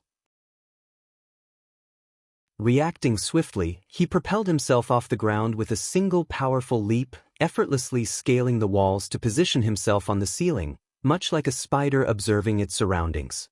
From this vantage point, he watched as several soldiers, donned in dark armor, rushed into the hall with urgency. As the soldiers rushed into the hall, their footsteps echoed through the empty space. Their urgent voices filled the air as they realized the gravity of the situation. The leader of the group, distinguished by the golden lines adorning his black armor, barked out orders with authority. "Move quickly. We have a fire to extinguish," the leader commanded, his voice resonating with a sense of urgency. The soldiers hurriedly made their way toward the next chamber, their voices blending in a chorus of confusion and concern. "How did the fire start?" one soldier questioned, his voice tinged with bewilderment. "Could it be from the battle above with Noah?" suggested another soldier, trying to make sense of the situation. Amidst the rush, a soldier dared to question the decision of the Sky Hall elders. "Why did the elders keep Noah's presence hidden from us? If we had known, maybe we could have been better prepared," he exclaimed, frustration lacing his words. The higher-ranking soldier, displaying unwavering resolve, swiftly shut down any thoughts of questioning. "There is no time for that now. Our priority is to put out this fire and secure the Sky Hall. We can't waste time pondering the elders' decisions," he declared, emphasizing the need for immediate action. Their hurried voices echoed through the hall as they moved closer to the chamber, unaware of the raging inferno that awaited them. As Michael observed the soldiers rushing towards the chamber where the fire consumed the bodies, a sinister figure entered the room. This man was adorned in a dark gray garment, complemented by black gloves and boots. His appearance sent shivers down the spine, for his face exuded an aura of pure malevolence. The man's bald head gleamed under the dim light, accentuating his skeletal features. His thin, almost emaciated visage lacked any semblance of flesh, with thin brown skin stretched tightly across his skull-like face. The man's yellowed teeth, crooked and stained, added to his eerie countenance. His sinister presence was accentuated by the absence of eyebrows, leaving his eyes cold and piercing. As he arrived in the hall, he took a moment to sniff the air, his senses attuned to the scent of death that permeated the space. "I smell death in here," the man spoke, his voice sending a chilling shiver through the air. Chapter 1003, Cruelty of the Sky Hall. Michael clung to the ceiling, his gaze fixed on the bald and eerie man as he scanned the hall. With a sudden movement, the man's eyes flicked upward, but to his dismay, he found nothing but empty space above. Michael, swift as a spider, had deftly evaded his gaze. Meanwhile, the soldiers returned to the hall, carrying a lifeless body with them. The rest of the soldiers remained busy, attempting to cast spells and activate safety runes in an effort to extinguish the fire. However, their efforts proved futile against the flammable liquid that Michael had drenched the bodies with. The flames continued to dance and rage, defying all attempts to be subdued. The soldiers carefully laid the charred body on the ground, its once vibrant form now reduced to a blackened husk. Smoke curled upwards from the smoldering remains, filling the air with an acrid scent that hung heavy in the hall. Ashes fell gently, cascading down like black snowflakes, remnants of what once was. It was a stark reminder of the destructive power that had been unleashed upon the corpses in the adjacent chamber. The flames had consumed them with an intensity that left no trace of their former selves, transforming them into mere ashes and smoke. The creepy man crouched down beside the burnt body, his nose almost touching the charred flesh. It was an eerie sight, reminiscent of a predator savoring its prey. Even though the soldiers wore heavy armor that concealed their expressions, the tension in the air was palpable, and Michael sensed their discomfort. Unexpectedly, the man sniffed the entire length of the body, his actions resembling someone indulging in a forbidden pleasure. This sent a shiver down Michael's spine as he watched from his vantage point on the ceiling. "I smell something peculiar. A primordial flame." The man spoke, his words carrying a strange mix of curiosity and anticipation. His revelation startled Michael, leaving him intrigued and unnerved. One of the soldiers, attempting to shed light on the situation, spoke up. "Elder, Noah used his primordial flames during the battle above." The man paused, his brows furrowing as he considered the soldier's words. "I don't detect Noah's presence in these bodies. This is the work of another force entirely. There's no point in trying to extinguish the fire, it's beyond our control. Someone has dealt a devastating blow to Elder Gravesinger's operation," he concluded, rising to his feet with a sense of urgency and purpose. Michael absorbed their conversation, realizing the gravity of the situation. It seemed that his actions, combined with Noah's fiery display above, had disrupted the Sky Hall's plans. Despite the risks involved, Michael felt a sense of satisfaction for successfully infiltrating the Sky Hall. Not only had he thwarted their plans of building an army, but he was also gaining insights into the strength of the Sky Hall. The creepy elder's presence confirmed his suspicions. This elder possessed immortality, making him a formidable adversary. However, something about the elder's demeanor unsettled Michael, creating a deep sense of unease. "Now, it is time for someone to be held accountable for this grave loss," the elder commanded the two soldiers standing before him, his voice sending a chilling shiver down Michael's spine. The elder's words held an ominous weight, as if someone would soon face dire consequences for their failure. Michael observed the scene from above, remaining hidden, and sensed the soldiers' uneasiness as they received their orders. The two soldiers retrieved a small orb from their pockets, which fit snugly in the palm of their hands. With a sense of urgency, they activated the orb, causing it to glow and pulsate with a vibrant energy. Michael watched as the orb illuminated the room, casting an ethereal glow across the hall. Suddenly, a voice emanated from the orb, resonating with a faint echo.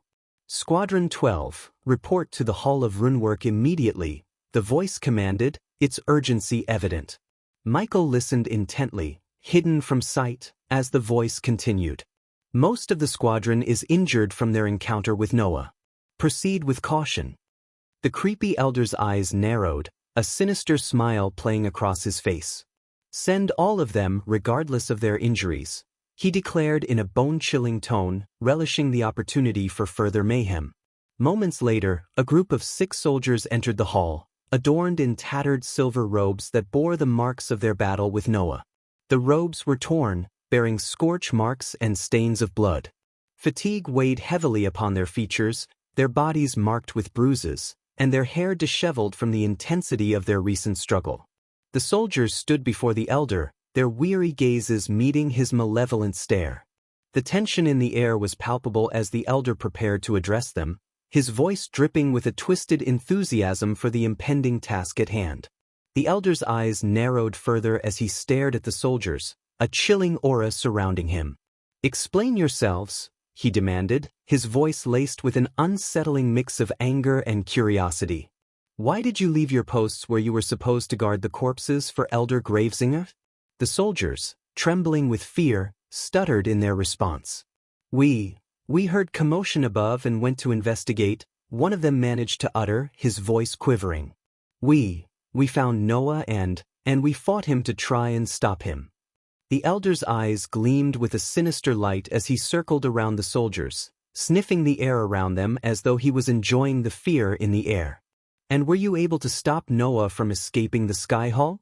he asked, his voice dripping with anticipation. The soldiers, their voices barely audible, whispered in unison, "No." A devilish chuckle escaped the elder's lips as he continued to circle the soldiers, his presence oozing malevolence. "Then what was the point of leaving your post?" he hissed, relishing in their fear and despair. The soldiers shivered uncontrollably, their faces pale as the elder's relentless circling intensified. Every move he made, every word he spoke, exuded a sense of darkness and wickedness. Finally, the elder pointed a bony finger toward the charred body on the ground. "Look around you," he sneered, his voice filled with venom. "All the corpses you were supposed to guard have been reduced to ashes. The fire still rages, consuming the remnants of our plans." And in that moment, the soldiers could feel the weight of their failure crushing them, as the elder reveled in their despair, a true embodiment of malevolence and darkness. The elder abruptly ceased his circling, standing directly in front of the squadron leader, a man with fiery red hair at the fusion stage of cultivation. With an eerie gentleness, the elder cupped the leader's head in his pale, bony hands, a twisted smile creeping across his face. "Tell me," he whispered, his voice dripping with sadistic delight, "what should be the punishment for failing in your duty?" The soldiers trembled in fear, their eyes widened with horror, as the elder's touch lingered on the squadron leader's face, his fingers caressing the man's features. It was a hauntingly intimate gesture, sending shivers down their spines. And then, in a sudden, shocking moment, the elder's teeth plunged into the squadron leader's exposed neck. Blood sprayed forth, painting the air crimson as the elder greedily sucked the life force from the leader's veins. The squadron leader writhed in agony, his desperate struggles proving futile against the elder's insidious grip. Michael, watching the macabre scene unfold with a frown on his face, observed the elder's true nature. It was clear to him now, this sinister elder was a vampire, and his instincts had been right all along. But for now, Michael remained hidden on the ceiling, watching the elder indulge in his dark feast, his mind focused on his mission and the greater threat that awaited within the depths of the sky hall. As the elder continued to drink the lifeblood of the squadron leader, a sudden burst of light erupted throughout the hall. Runes inscribed on the walls and floor ignited, their ethereal glow casting an eerie illumination. Simultaneously, a deafening alarm blared, its piercing sound resonating through the chamber. Michael recognized the familiar robotic voice he had heard earlier from the orb echoing through the hall. "Intruder alert. Death detected in the Hall of Runework. Dispatching soldiers for immediate investigation," the voice declared. Slowly, the elder lifted his head, revealing a face drenched in the blood he had consumed from the squadron leader. His teeth were stained crimson, a chilling smile forming on his twisted lips. "Ah, it is I, Elder Deathhead, who snuffed out a life," he declared, his voice dripping with sinister satisfaction. "The voice recognition confirms Elder Deathhead's identity. The alarm will be deactivated shortly, the robotic voice announced, its tone devoid of emotion.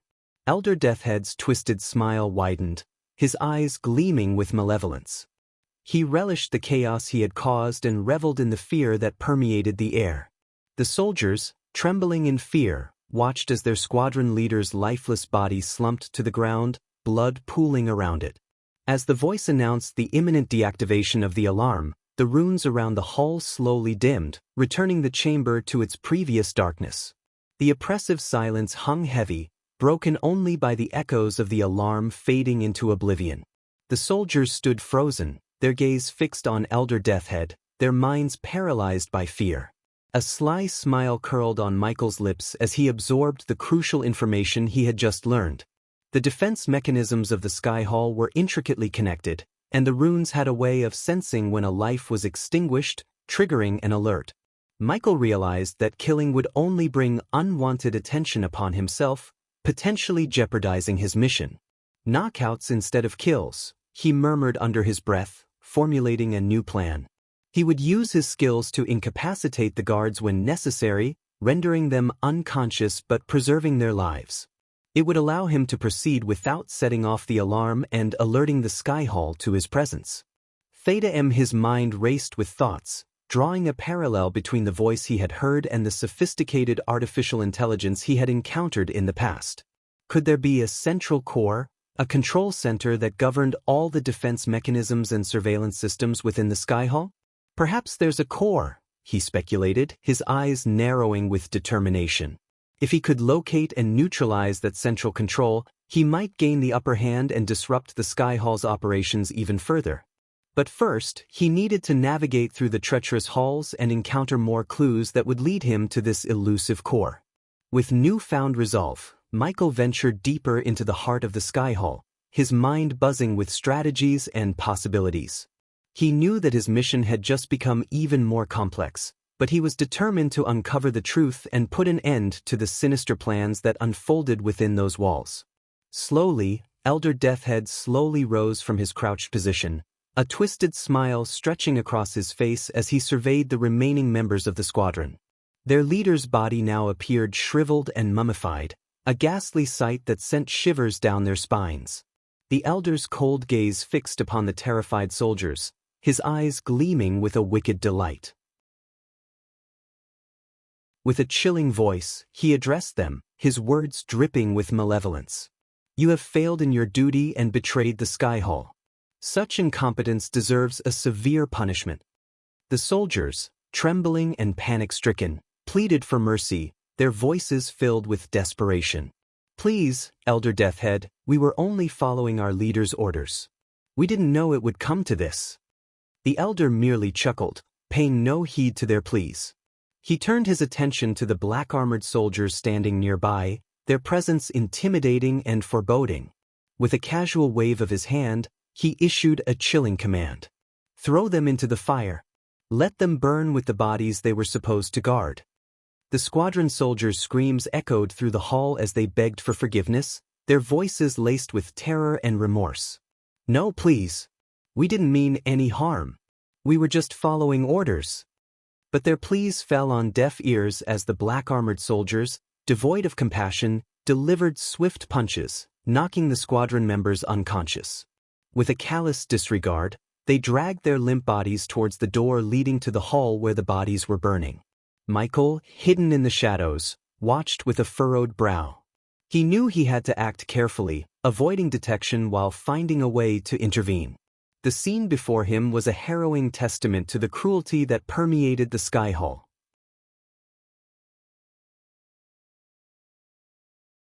Chapter 1004. Michael being the sneaky assassin. As the two black-armored soldiers dragged the unconscious squadron soldiers toward the door leading to the hall where the bodies still burned, they exchanged grim remarks about their unfortunate fate. "These poor souls had the misfortune of catching Elder Deathhead's attention," remarked the first soldier, his voice laced with a mix of pity and indifference.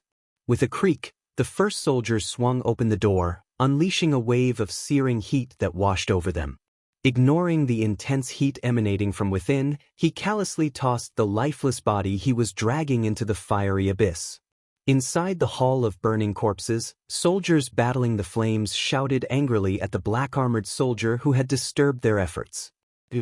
"Get over here and lend us a hand with the runes. We need assistance." The first soldier turned to his companion, a cold determination in his eyes. "Keep dragging them and throwing them into the fire," he commanded, his voice devoid of sympathy. "I'll go and see what's wrong with the runes."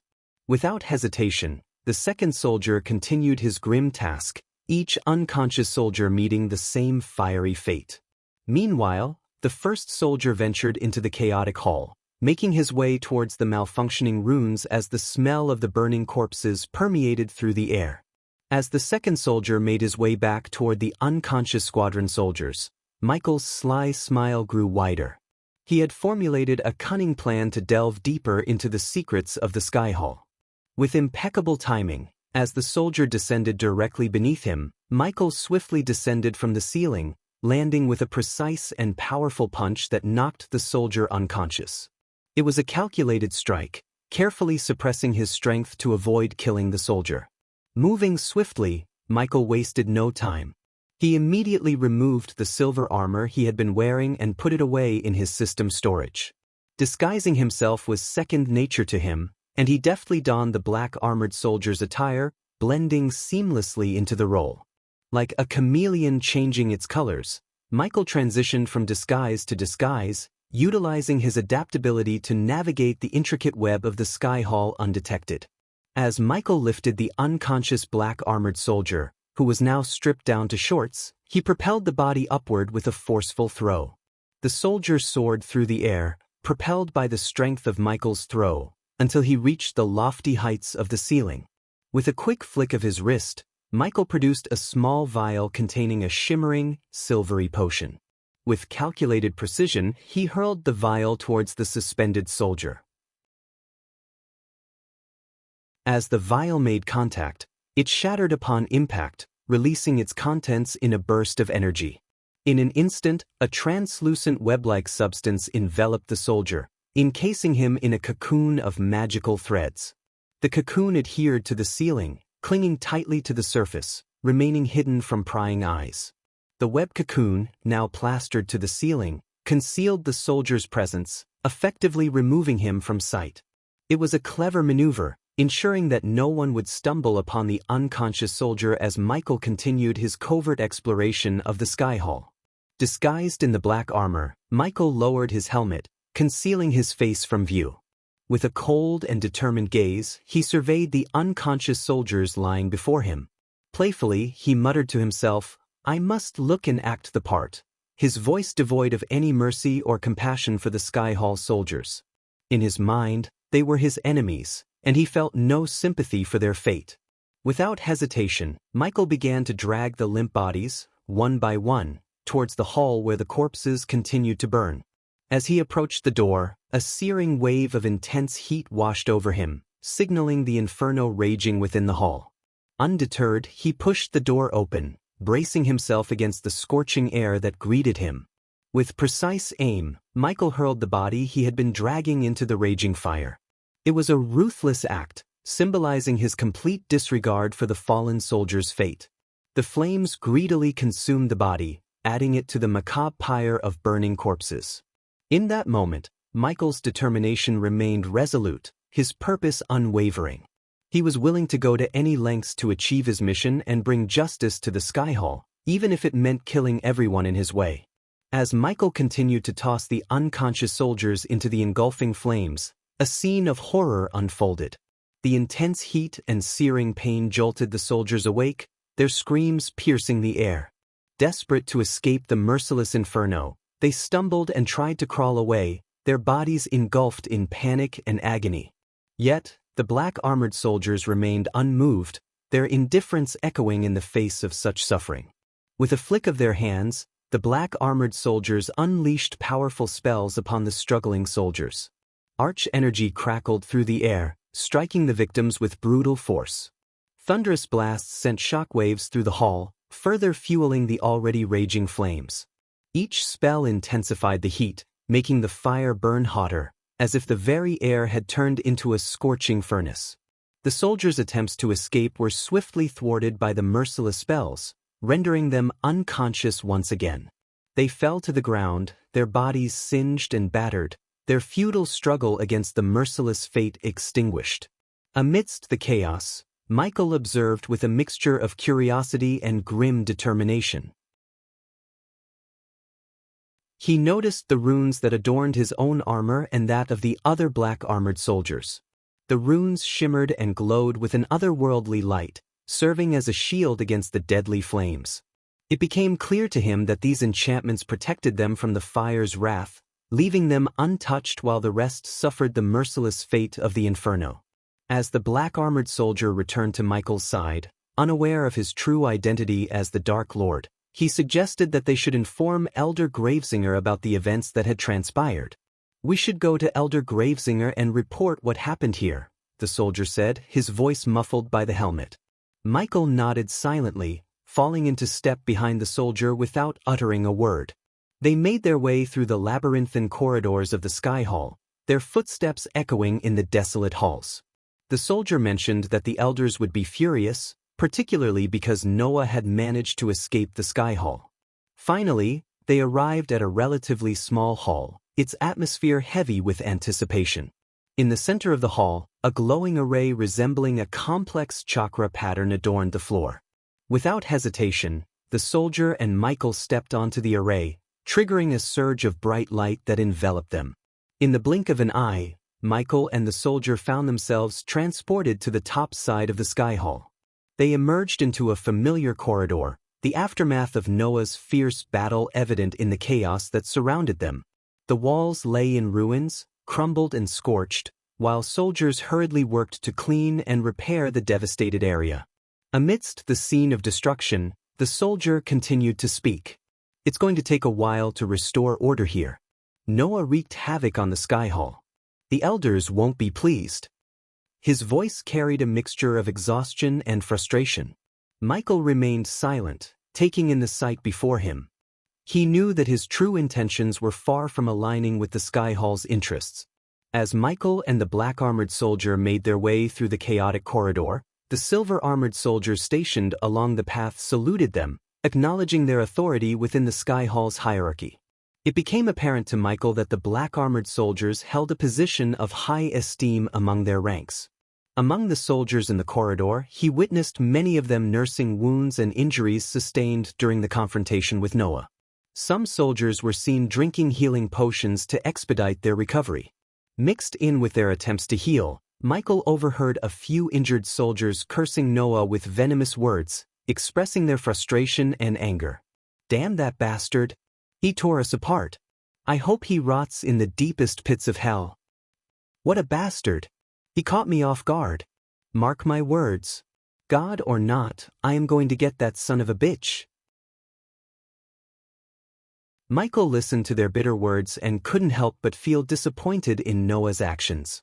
While he didn't share their sentiments, he understood their pain.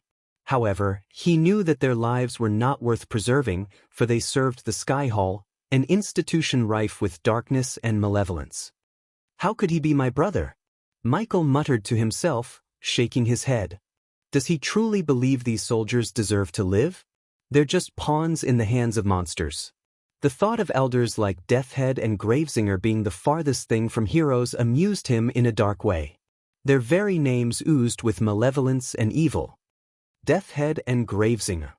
Truly fitting names for these villains, Michael murmured with a sardonic smirk, recognizing the irony in their chosen titles.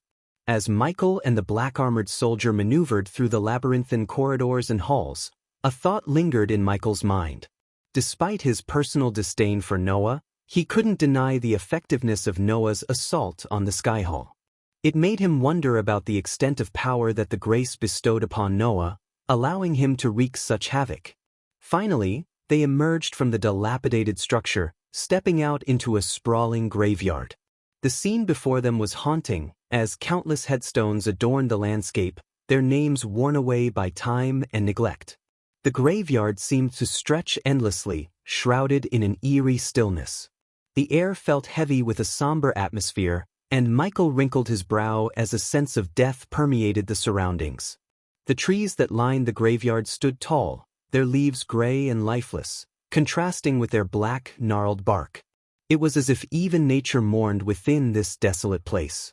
Michael took a moment to absorb the sight before him, his senses heightened by the lingering scent of death that seemed to cling to the air. A mix of emotions filled him, a tinge of unease but also a resolute determination to see his mission through. As they approached the front of the graveyard, the black-armored soldier led the way, guiding Michael through the eerie silence. Suddenly, their attention was drawn to a figure standing near a grand tombstone adorned in flowing crimson-red robes.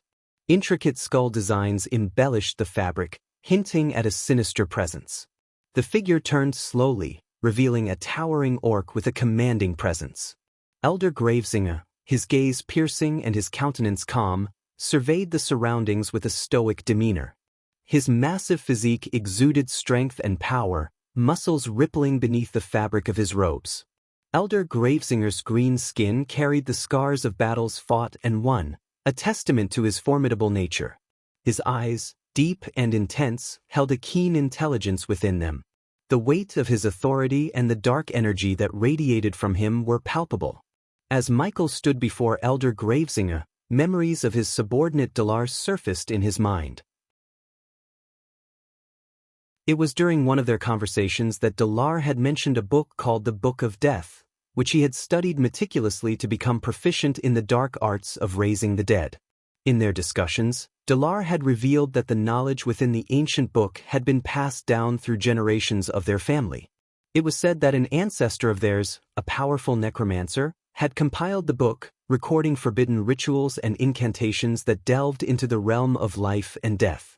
As Michael contemplated the connection between Dalar, the Book of Death, and Elder Gravesinger, a chilling thought crossed his mind. Could it be possible that Elder Gravesinger, as an orc elder of great influence, had access to this same knowledge?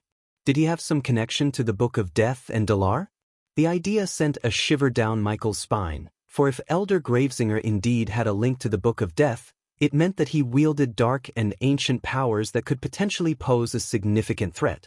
Michael vowed to remain cautious, aware that his encounter with the Elder would require a careful approach, as he could be facing an opponent with knowledge and abilities far beyond his own expectations.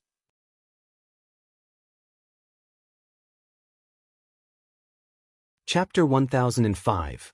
Necromancer of Skyhall. Elder Gravesinger's crimson eyes widened in shock and his grip tightened around his staff as he thundered, "What news do you bring?" The black-armored soldier's voice trembled as he mustered the courage to respond, "Elder Gravesinger, I deeply regret to inform you that the mortal corpses we had collected and stored in your hull have been ravaged by an unforeseen fire. The squadron entrusted with guarding them abandoned their posts in pursuit of Noah, leaving the corpses vulnerable to this catastrophic event." The orc's normally composed visage contorted with rage, veins bulging on his forehead as he roared, "You imbeciles! Those corpses were the linchpin of my intricate ritual. The flow of power necessary for our operation has been irrevocably disrupted." The soldier's voice quivered as he continued, "Elder Gravesinger, know that swift retribution has been exacted upon the squadron." Elder Deathhead himself took charge, condemning the squadron leader to death and ordering the remaining members to be thrown alive into the fire as a chilling punishment. A sinister smile curled at the corners of Elder Gravesinger's lips, his voice dripping with venomous satisfaction. "A quick death? Such mercy bestowed upon them. I would have relished in the opportunity to strip their flesh piece by piece, subjecting them to unimaginable torment for their grievous negligence." Meanwhile, Michael, disguised as a black-armored soldier, observed the furious orc with amusement concealed behind his mask. It was he who had orchestrated the fire that consumed the corpses, reveling in the chaos and destruction it brought upon the Skyhall. The sight of Elder Gravesinger seething with anger only served to reinforce his belief that the elders of the Skyhall were anything but righteous figures. Suddenly, Elder Gravesinger's hand shot up into the air, causing the very ground beneath him to tremble with an ominous resonance. Michael and the black-armored soldier instinctively took several steps back, their eyes widening with a mixture of awe and trepidation. As if responding to the orc's command, the earth began to split open, revealing deep, gaping cracks that snaked their way across the desolate graveyard. Elder Gravesinger's voice carried an arcane resonance as he chanted under his breath, his words barely audible but laced with dark power. With each syllable uttered, the cracks in the ground deepened and widened, releasing tendrils of malevolent energy that danced and writhed like ethereal serpents. Out of nowhere, from one of the cracks, a bony hand emerged, reaching upwards with a haunting determination. Its skeletal fingers, weathered and ancient, grasped the edges of the crevice, followed by the emergence of countless other skeletal figures. They clawed their way out of the depths, their decayed remains caked in dirt and clinging to the remnants of tattered burial garments. The graveyard became a chilling spectacle as the skeletal beings, once dormant in their eternal rest, rose from their slumber. Their hollow eye sockets glowed with an eerie, ethereal light, casting a ghastly illumination upon their bony frames. With jerky, unnatural movements, they shuffled forward, a legion of undead abominations called forth by the necromantic power of Elder Gravesinger. The air grew heavy with a palpable sense of horror as the skeletal horde assembled before their orc master. The chilling clatter of their bones reverberated through the night, a haunting cacophony that sent shivers down the spines of all who bore witness. The sight was both mesmerizing and horrifying, a macabre dance of death and undeath. As Elder Gravesinger surveyed his skeletal minions, a sinister smile played upon his lips, his eyes glowing with unholy delight. In that moment, Michael realized that the connection between Dalar, the Book of Death, and Elder Gravesinger ran deeper than he had ever imagined. The Orc Elder was a master of necromancy, wielding forces that defied the natural order and threatened to unleash a reign of terror upon the world. Elder Gravesinger's piercing gaze fell upon the black-armored soldier and Michael, his eyes burning with an intense malevolence. With a commanding tone, he spoke, his voice laced with dark authority.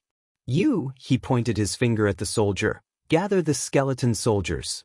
They shall retrieve the coffins from Hall 12A and transport them to my pocket dimension. Ensure that they reach their destination intact."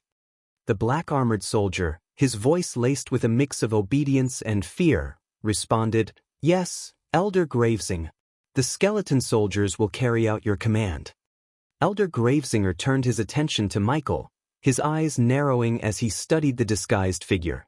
"And you, ensure that no one interferes with the skeleton soldiers' task. Protect their path and eliminate any who dare to stand in their way." Michael, hidden beneath the black armor, nodded in acknowledgement. "Consider it done, Elder Gravesinger. No one will impede the progress of your soldiers." With a final, chilling smile, Elder Gravesinger's gaze shifted back to the skeletal horde assembled before him. "Go now, my minions. Retrieve the coffins and deliver them to the teleportation hall. Let nothing deter you. The power within those coffins is vital to our cause." The skeleton soldiers, animated by force beyond mortal comprehension, heeded their master's command. They moved with a surreal unity, their bony limbs propelling them forward in a macabre march. As they began their relentless journey toward Hall 12A, a chilling aura of death clung to their forms. Michael and the black-armored soldier, their mission clear, positioned themselves at the forefront of the procession. They became the guardians of the skeletal entourage, their senses heightened and ready to unleash whatever force necessary to maintain the unhindered progress of the undead legion. The corridors of the Sky Hall echoed with the hollow footsteps of the skeleton soldiers, their presence evoking a sense of dread and foreboding. They passed through crumbling chambers and devastated halls, their goal unwavering. As the skeleton soldiers marched through the debris-strewn corridor, their hollow eye sockets ignored the wary glances of the Sky Hall soldiers who had gathered there. Though the onlookers were not surprised by the presence of the skeletal army, an unease flickered across their faces, betraying their underlying fears. Leading the way, Michael and the black-armored soldiers guided the relentless procession toward Hall 12A. It dawned on Michael that this very hall housed the coffins containing the demon skeletons. These coffins were once exhumed from the depths of demon graves and brought to the Sky Hall for inspection before being sent to the Rising Hall. Drawing connections, Michael's mind raced as he pieced together the intentions of Elder Gravesinger. It became evident that the orc elder spearheaded the endeavor to unearth these demon coffins, presumably with the aim of raising an undead army to oppose him, the Dark Lord. The fortunate turn of events, with the fire ignited by Michael and Noah's escape, had compelled Elder Gravesinger to relocate the coffins to his pocket dimension outside the confines of the Sky Hall. A daring idea began to form in Michael's mind, fraught with risk yet pregnant with possibilities. The shifting tides of fate had granted him an opportunity to exploit this situation to his advantage. As they reached Hall 12A, Michael was greeted by the familiar sight of a vast warehouse, where ancient coffins stood in neat rows, their weathered surfaces whispering of the secrets held within. He observed how the path between Hall 12A and the teleportation hall had been swiftly repaired by the diligent Sky Hall soldiers, allowing for easy access and swift transportation. With the skeleton soldiers now in position, Michael and the black-armored soldier watched in awe as the skeletal beings moved with surprising coordination and speed, effortlessly carrying the coffins upon their bony shoulders. "I'll go ahead and wait in the teleportation hall," the black-armored soldier announced, stepping aside to make way for the procession of skeletons. "Very well," Michael nodded, his gaze fixed upon the skeletal soldiers as they lifted and bore the coffins away. The black-armored soldier let out a weary sigh, remarking, "Say what you want, but these damn things can certainly get the job done," before making his way towards the teleportation hall. Once the black-armored soldier disappeared from sight, Michael remained at the doorway, patiently biding his time. He knew that his plan hinged upon the precise moment, the perfect opportunity to execute his daring move. As he observed the movements of the skeleton soldiers, he discerned a pattern, a brief window of 12 seconds every 3 minutes when the hall would be devoid of their presence. 1, 2, 3. Michael counted silently, closing in on the crucial moment when the skeletons would momentarily vacate the hall in unison. When the awaited moment arrived, Michael sprung into action. He darted into the hall with swift agility, sliding open the lid of a nearby coffin, and leapt inside, closing the lid behind him in a hushed rush. He had managed to take advantage of those precious 12 seconds, slipping into the coffin undetected before the skeletal soldiers returned to the hall. Now concealed within the confines of the coffin, Michael's heart raced with anticipation. He knew that this risky maneuver would propel him deeper into the heart of the enemy's operations, bringing him one step closer to the truth and the ultimate confrontation with Elder Gravesinger. As darkness enveloped him, he braced himself for what lay ahead, ready to face whatever challenges awaited him on this perilous journey.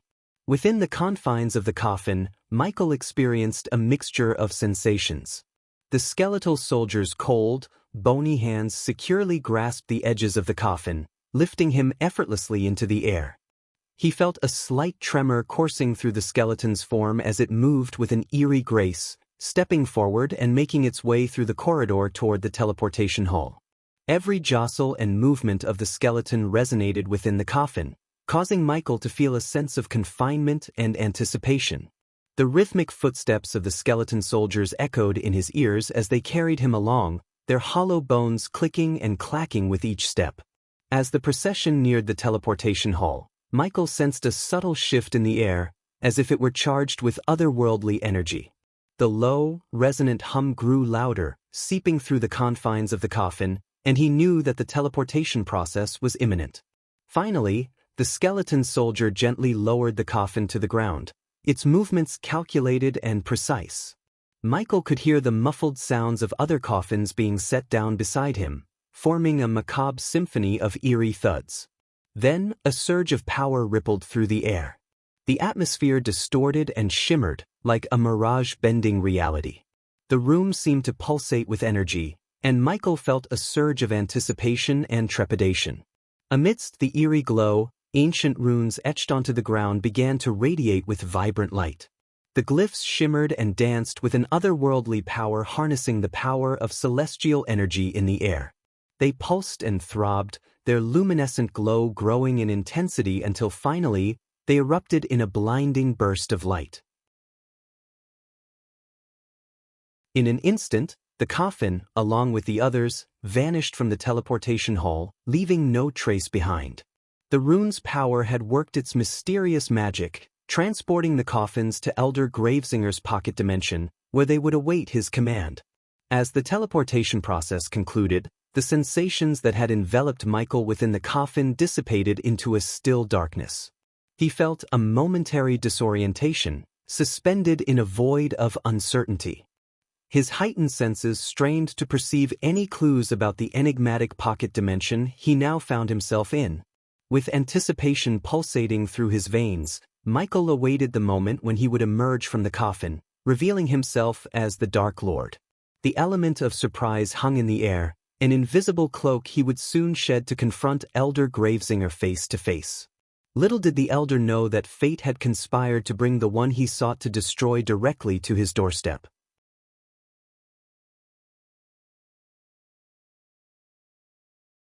Chapter 1006. Getting the demon coffins with the skull medallion clutched tightly in his hand, Elder Gravesinger made his way through the teleportation hall. As he pressed the medallion, the array beneath his feet glimmered, casting an ethereal light that engulfed the Elder. In an instant he vanished from the hall, transported to his very own pocket dimension. This pocket dimension, curated specifically for his sinister necromantic rituals, exuded an eerie ambience. Its dark and foreboding atmosphere was tailor-made to accommodate Elder Gravesinger's macabre experiments and the awakening of the deceased. 3,000 years ago, when the Sky Hall and the Guardian Guild relentlessly hunted down the Order of Death and all those suspected of supporting or worshipping the Dark Lord, the bodies of their victims were amassed in this very dimension. It became a burial ground on a massive scale, entrusted to Elder Gravesinger for his unholy undertakings. The pocket dimension itself seemed to exist in perpetual twilight, with an oppressive gray sky overhead. A thick mist shrouded the entire dimension, lending an otherworldly quality to the surroundings. Towering trees, devoid of leaves, stretched out like skeletal giants, their branches reaching out with an air of malevolence. These darkened sentinels were scattered throughout the dimension, standing alongside countless coffins that lay in solemn repose. As Elder Gravesinger approached the coffins, the army of skeleton soldiers parted to make way for their master. The sounds of their rattling bones echoed in the stillness as he made his way through their ranks. With measured steps, the Elder walked among the coffins, his gaze scanning the rows with a mix of anticipation and authority. A faint rustling sound reached Elder Gravesinger's ears, drawing his attention to one particular coffin. Frowning, he closed the distance, his eyes fixed on the source of the disturbance. Step by step, he closed in, his presence exuding a commanding aura. Finally, he stood before the coffin, the weight of his power hanging heavy in the air. Before opening the coffin, Elder Gravesinger paused, closing his eyes and attuning himself to the array's energies that permeated the pocket dimension. This place, devoid of any energy, was under his complete control. Anyone other than him who dared to step foot in this realm would be stripped of their powers, reduced to mere mortals. With a combination of carefully crafted arrays and the influence of his God-given abilities, Elder Gravesinger reigned supreme as the deity of this sinister dimension. What do we have here? Elder Gravesinger's brow furrowed as he reached out to push open the lid of the coffin. However, before his fingers could make contact, a sudden explosion shattered the coffin into fragments. The force of the blast rippled outward, knocking several of the skeleton soldiers off their feet. Yet, to the surprise of all, Elder Gravesinger remained rooted in place, defying the expected impact. In the blink of an eye, a hand emerged from the chaos, seizing hold of the skull-shaped medallion that adorned Gravesinger's neck. Before the stunned Elder could react, the hand swiftly plucked the medallion from his possession. A potent gust of wind surged forth, catching Gravesinger off guard and propelling him through the air. The entire sequence of events unfolded in a mere heartbeat, leaving those who witnessed it bewildered and astounded. The explosion of the coffin sent a cloud of dust and smoke billowing through the air, obscuring the scene from view. As the particles settled, revealing the aftermath, Elder Gravesinger was found sprawled on the ground, his body covered in a layer of dirt and mud. He swiftly rose to his feet, brushing off the soil that clung to his robes with a frustrated swipe of his hand.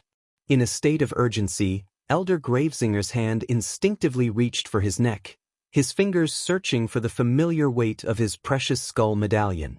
However, a growing sense of dread engulfed him as his touch met nothing but empty space. His eyes widened in realization as he understood that his treasured talisman had been snatched away, leaving him vulnerable and unable to teleport out of this place without activating the special arrays, which would take time. As the dust and smoke settled, revealing the aftermath of the explosion, a figure emerged from the haze, donned in a suit of black armor. The armor bore an intricate skull emblem, its eyes radiating a haunting crimson glow. Elder Gravesinger's gaze locked onto the figure, and his heart skipped a beat. He knew this face all too well. It was the visage of the Dark Lord himself. Time seemed to stand still as Elder Gravesinger's eyes widened in shock and disbelief. He stumbled backward, his jaw slack, unable to comprehend the sight before him. The calmness etched upon the Dark Lord's face only deepened the sense of unease that gripped the Elder's heart. The intensity of the crimson light in the skull's eyes contrasted sharply with the darkness of the armor, giving the Dark Lord an aura of both power and mystery. Elder Gravesinger's mind raced, attempting to process the magnitude of this unexpected encounter. Fear and uncertainty mingled within him, his hands trembling involuntarily. The Dark Lord's presence alone sent chills down his spine, and it became clear to the Elder that he was facing an opponent far more formidable than he had ever imagined. Diddle, you are so little? A serene calmness resonated in Michael's voice as his words reverberated throughout the eerie pocket dimension. Elder Gravesinger struggled to collect his thoughts, his mind still reeling from the realization that the Dark Lord had infiltrated his domain undetected, slipping through their defenses like a phantom. Get him! With a sudden surge of determination, Elder Gravesinger's shock transformed into a fierce resolve. He bellowed his command, his voice filled with equal parts anger and desperation, urging his skeleton soldiers to attack the intruder. The skeletal army, loyal to their master's call, charged at Michael from all directions, their bony limbs clattering in a macabre symphony. But Michael stood firm, an embodiment of unwavering confidence amidst the chaos. The billowing black cape that adorned his armored form danced gracefully in the ethereal wind, adding an air of mystique to his presence. His eyes, once filled with crimson radiance, transformed into pools of pure darkness, exuding an otherworldly aura. In an instant, Michael unleashed his power, a torrent of dark energy surging forth from his eyes. The beams of inky blackness sliced through the air with deadly precision, cleaving the skulls off the charging skeletons.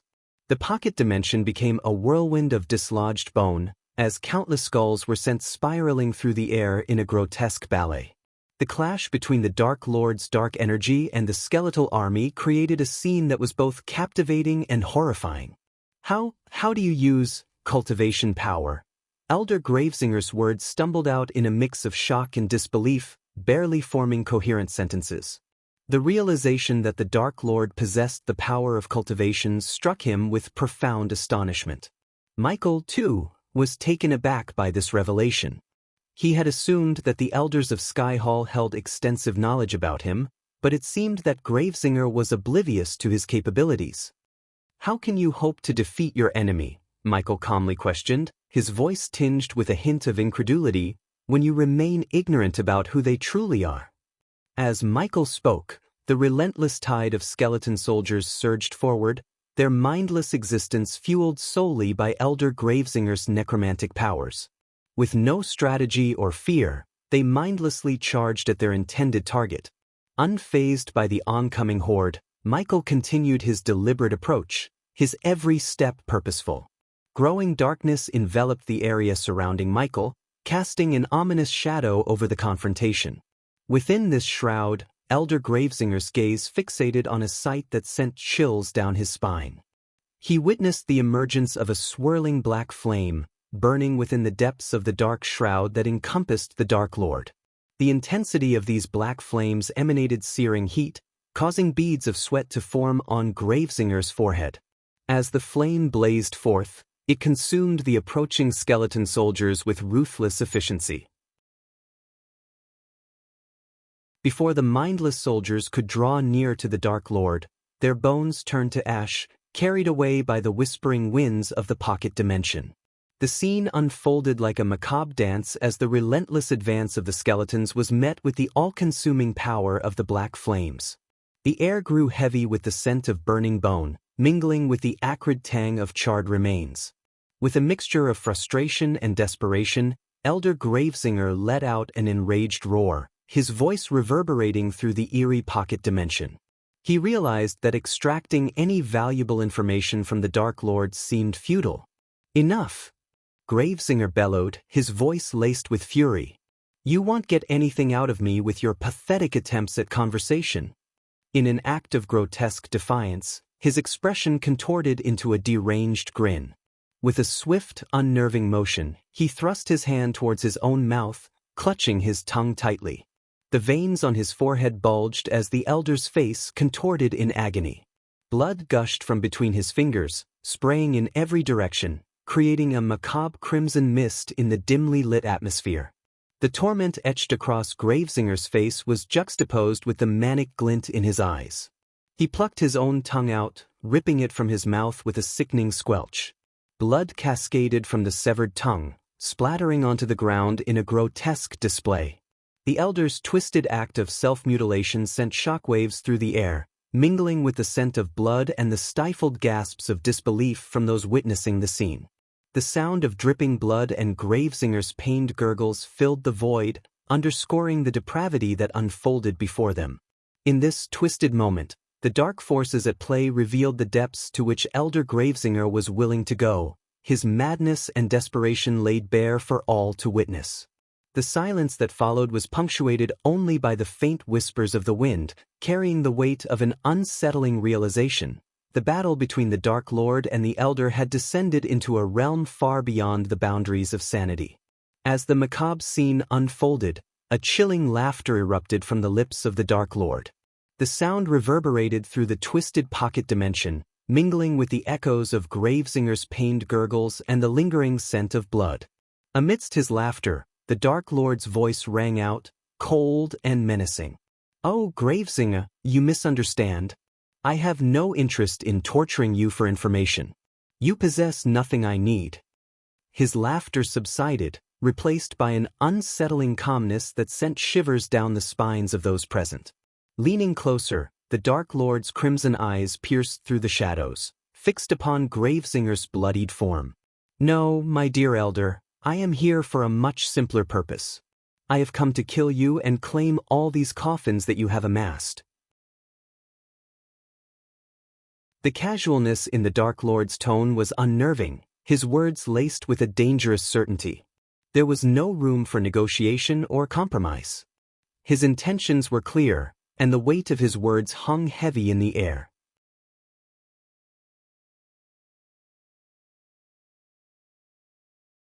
Chapter 1007. Meeting the God of Necromancy surrounded by the engulfing dark flames, Michael strode forward with an air of calm determination.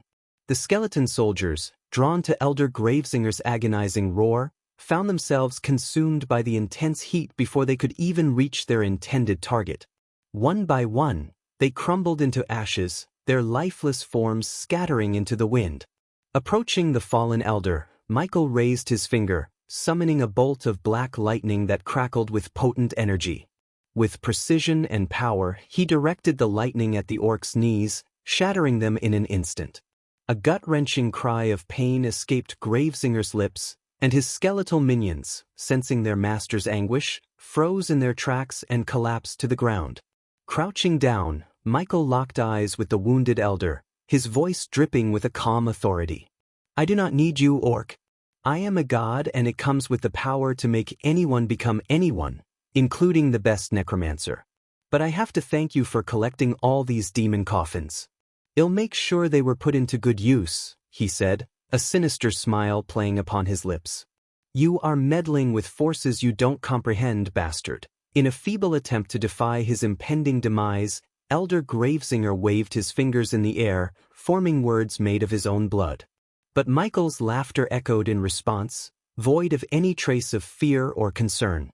"Forcrux, the god of all that is dead, will avenge me, Tisk, I have already incurred the wrath of 2 gods, and one more shall make no difference, Michael rebuked, shaking his head in mock disappointment. Rising to his full height, he resolved to bring an end to Gravesinger's life once and for all. Rising to his feet, Michael prepared to deliver the final blow, ending the orc's life once and for all. If you see your so-called god after you die, do convey my message. Stay the fuck away from my path, he declared, his voice laced with both conviction and a chilling disregard for any divine entity. Dark beams erupted from his eyes, slicing through the feeble body of Elder Gravesinger, spattering the surroundings with a crimson spray of blood. With his demise, the skeletal soldiers, now bereft of their master, collapsed into a cloud of fine white dust, their existence fading into nothingness. However, as Michael turned around, his attention momentarily shifted to the skull medallion clutched within his hand. He needed to talk to Eladir about the medallion and this pocket dimension. But before he could utter a single word, a faint tremor reverberated through the ground beneath him. At first, it was subtle, like the distant rumbling of an approaching storm.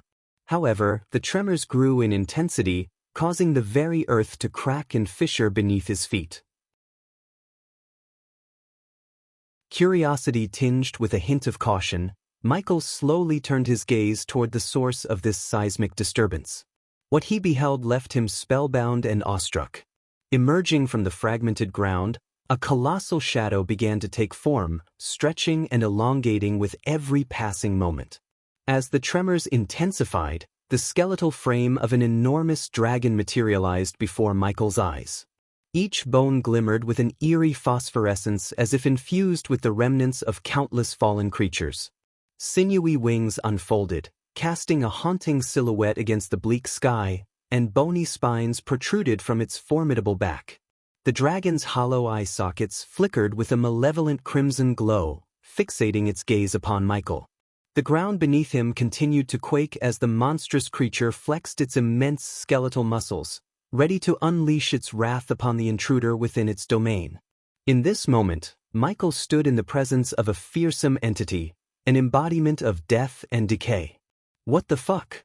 Michael exclaimed, his voice laden with disbelief, as he watched the skeletal dragon steadily grow in size before him. Its bone structure expanded and elongated, stretching further into the sky with an eerie grace.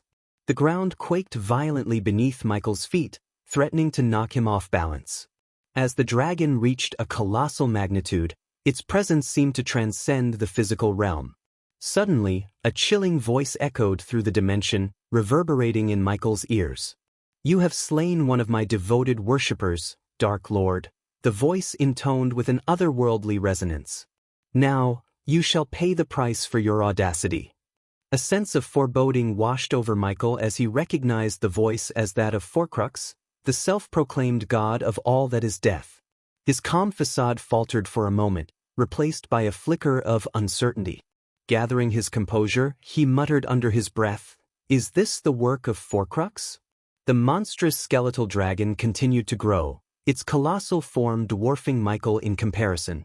Its bones creaked and groaned, an unsettling symphony accompanying its expansion.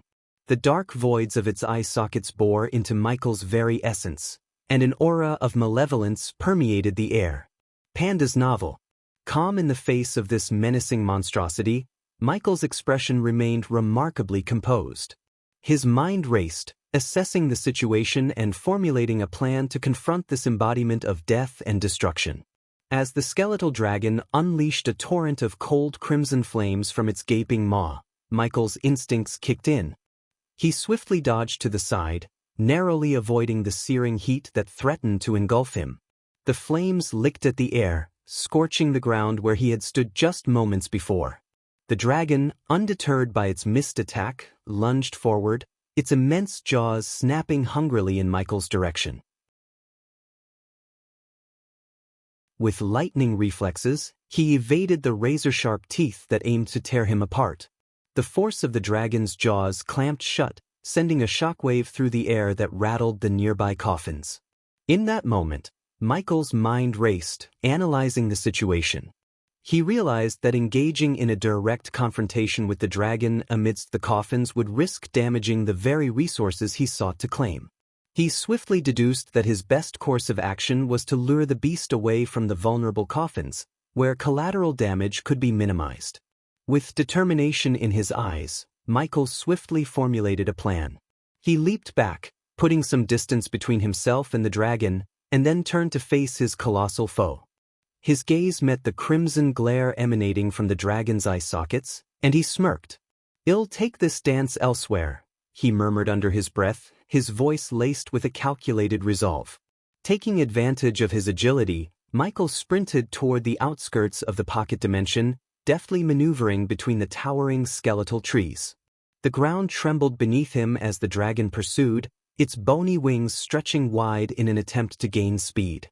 Michael knew that in order to defeat this formidable opponent, he needed to strategize and exploit any weaknesses. As the thunderous footsteps of the skeletal dragon echoed behind him, Michael pushed himself to the limits of his speed. His heart pounded in his chest as he weaved through the desolate landscape, the dragon's hot breath lingering on his heels. Feeling the dragon's fiery breath growing closer, Michael knew he had to change the rules of engagement. With a swift motion, he activated the hidden mechanisms within his armor. Metallic wings unfurled from his back, glimmering with an otherworldly light. With a single powerful flap, Michael soared into the sky, leaving the ground beneath him and the pursuing dragon behind. The skeletal dragon unleashed its wrath, sending forth a barrage of cold crimson flames that streaked through the air toward Michael. With keen reflexes, he maneuvered through the fiery onslaught, twisting and turning midair with acrobatic grace. He weaved between the flames, his movements resembling a dance, his body seemingly defying the laws of physics. "I think you should take a look at Panda's novel." Commissing his agile wings to their fullest advantage, Michael executed swift dives and sudden ascents, evading the lethal breath of the dragon. He could feel the searing heat as the flames grazed his armored form, but he refused to let it hinder his focus. His mind raced, calculating the dragon's patterns and anticipating its every move. At times, he executed daring barrel rolls, spinning in midair to narrowly avoid the encroaching flames. Other moments saw him executing sharp turns and spirals, exploiting the dragon's sheer size and lack of agility. With each evasive maneuver, Michael demonstrated his mastery over the skies, staying one step ahead of the skeletal menace. The chase continued, the dragon's relentless pursuit matched only by Michael's unwavering determination. With every passing moment, he grew more adept at evading the dragon's destructive flames, his movements becoming increasingly fluid and precise. He danced with the danger, embracing the thrill of the chase while staying ever vigilant. Through his agile aerial acrobatics, Michael skillfully defied the dragon's attempts to corner him. He utilized every advantage his metallic wings granted him, soaring higher and swooping lower, taunting the beast with his elusiveness. The dragon's enraged roars filled the air as its frustration mounted, unable to catch hold of its elusive prey. In this exhilarating game of cat and mouse, Michael's skill and quick thinking kept him one step ahead. With a burst of determination, Michael flapped his wings with all his might, propelling himself higher and higher into the sky. As he ascended, the force of gravity became an enemy to the skeletal dragon. The higher they flew, the harder it became for the dragon to maintain its grip on the physical realm. Bones began to dislodge from the dragon's skeletal form, cascading down like macabre rain. The dragon's once mighty frame showed signs of strain, its movements becoming sluggish and erratic. It struggled to keep pace with Michael, who now circled above it, observing the dragon's plight with a mix of amusement and triumph. Michael's voice echoed through the air, laced with a mocking tone. "Is this the extent of your power?" The skeletal dragon emitted a low, guttural growl, a mix of frustration and rage. But its attempts to retaliate were feeble, its once powerful flames reduced to weak flickers. It thrashed and flapped its remaining bony wings, desperately trying to maintain its altitude, but to no avail. Michael continued to taunt the dragon, reveling in his advantage. "Come on, just a little further." The dragon's weakened form trembled under the strain, bones cracking and splintering as it struggled to stay afloat. Michael's eyes glinted with a mixture of satisfaction and confidence as he watched the dragon's futile struggle. "Now, witness the true power of a god," Michael declared, his voice carrying an air of superiority. "Hi everyone, I hope everyone is doing great. Recently, I've told by some readers how they are affected by the price increases in their country. I know that because I have experience too. So because of that, I decided to reduce the prices for the priv tiers. Note that, if I had other means for an income, I would greatly reduce the prices, but since it wasn't the case and the author have to eat, I reduced the prices as much as I could. These are the price differences. Current price 5 chap priv equals 450 coins, 10 chap priv equals 1000 coins, 15 chap priv equals 1400 coins, 20 chap priv equals 2000 coins. New price 5 chap priv equals 400 coins, 10 chap priv equals 950 coins, 20 chap priv equals 1650 coins, 25 chap priv equals 2100 coins. On top of that, I will add some discount percentage. Let me know your thoughts in the comments section.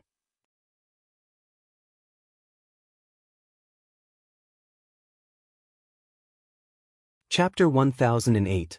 Forecrux schemes. As the dragon and Michael ascended higher into the sky, the world below appeared minuscule, mere dots in the vast expanse.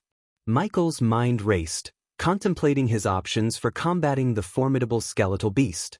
He realized that his dark swords would be insufficient against such a massive opponent, as the dragon's skeletal frame seemed impervious to their piercing strikes. In a moment of clarity, Michael's hand instinctively reached for his ultimate weapon, the Doomsbringer. With a fierce determination, he summoned the ancient black warhammer, engraved with intricate runes that glowed with a sinister aura. Its formidable head, infused with an ancient ice core, promised the power to summon intense frost and unleash the wrath of doom upon his enemies. The Doomsbringer materialized in Michael's grip, its weight reassuring and commanding respect. He tightened his grasp around the handle, feeling the surge of power resonating within him. The runes on the warhammer pulsed with an icy blue light, responding to Michael's unwavering resolve. With the Doomsbringer in hand, Michael's gaze locked onto the skeletal dragon, now struggling to maintain its altitude amidst the thinning air.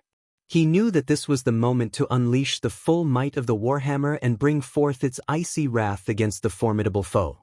Resolve burning in his eyes, Michael made a daring move, closing his wings mid-air and allowing gravity to take hold. He began descending rapidly, utilizing the force of his fall to gather momentum and unleash an even more devastating attack.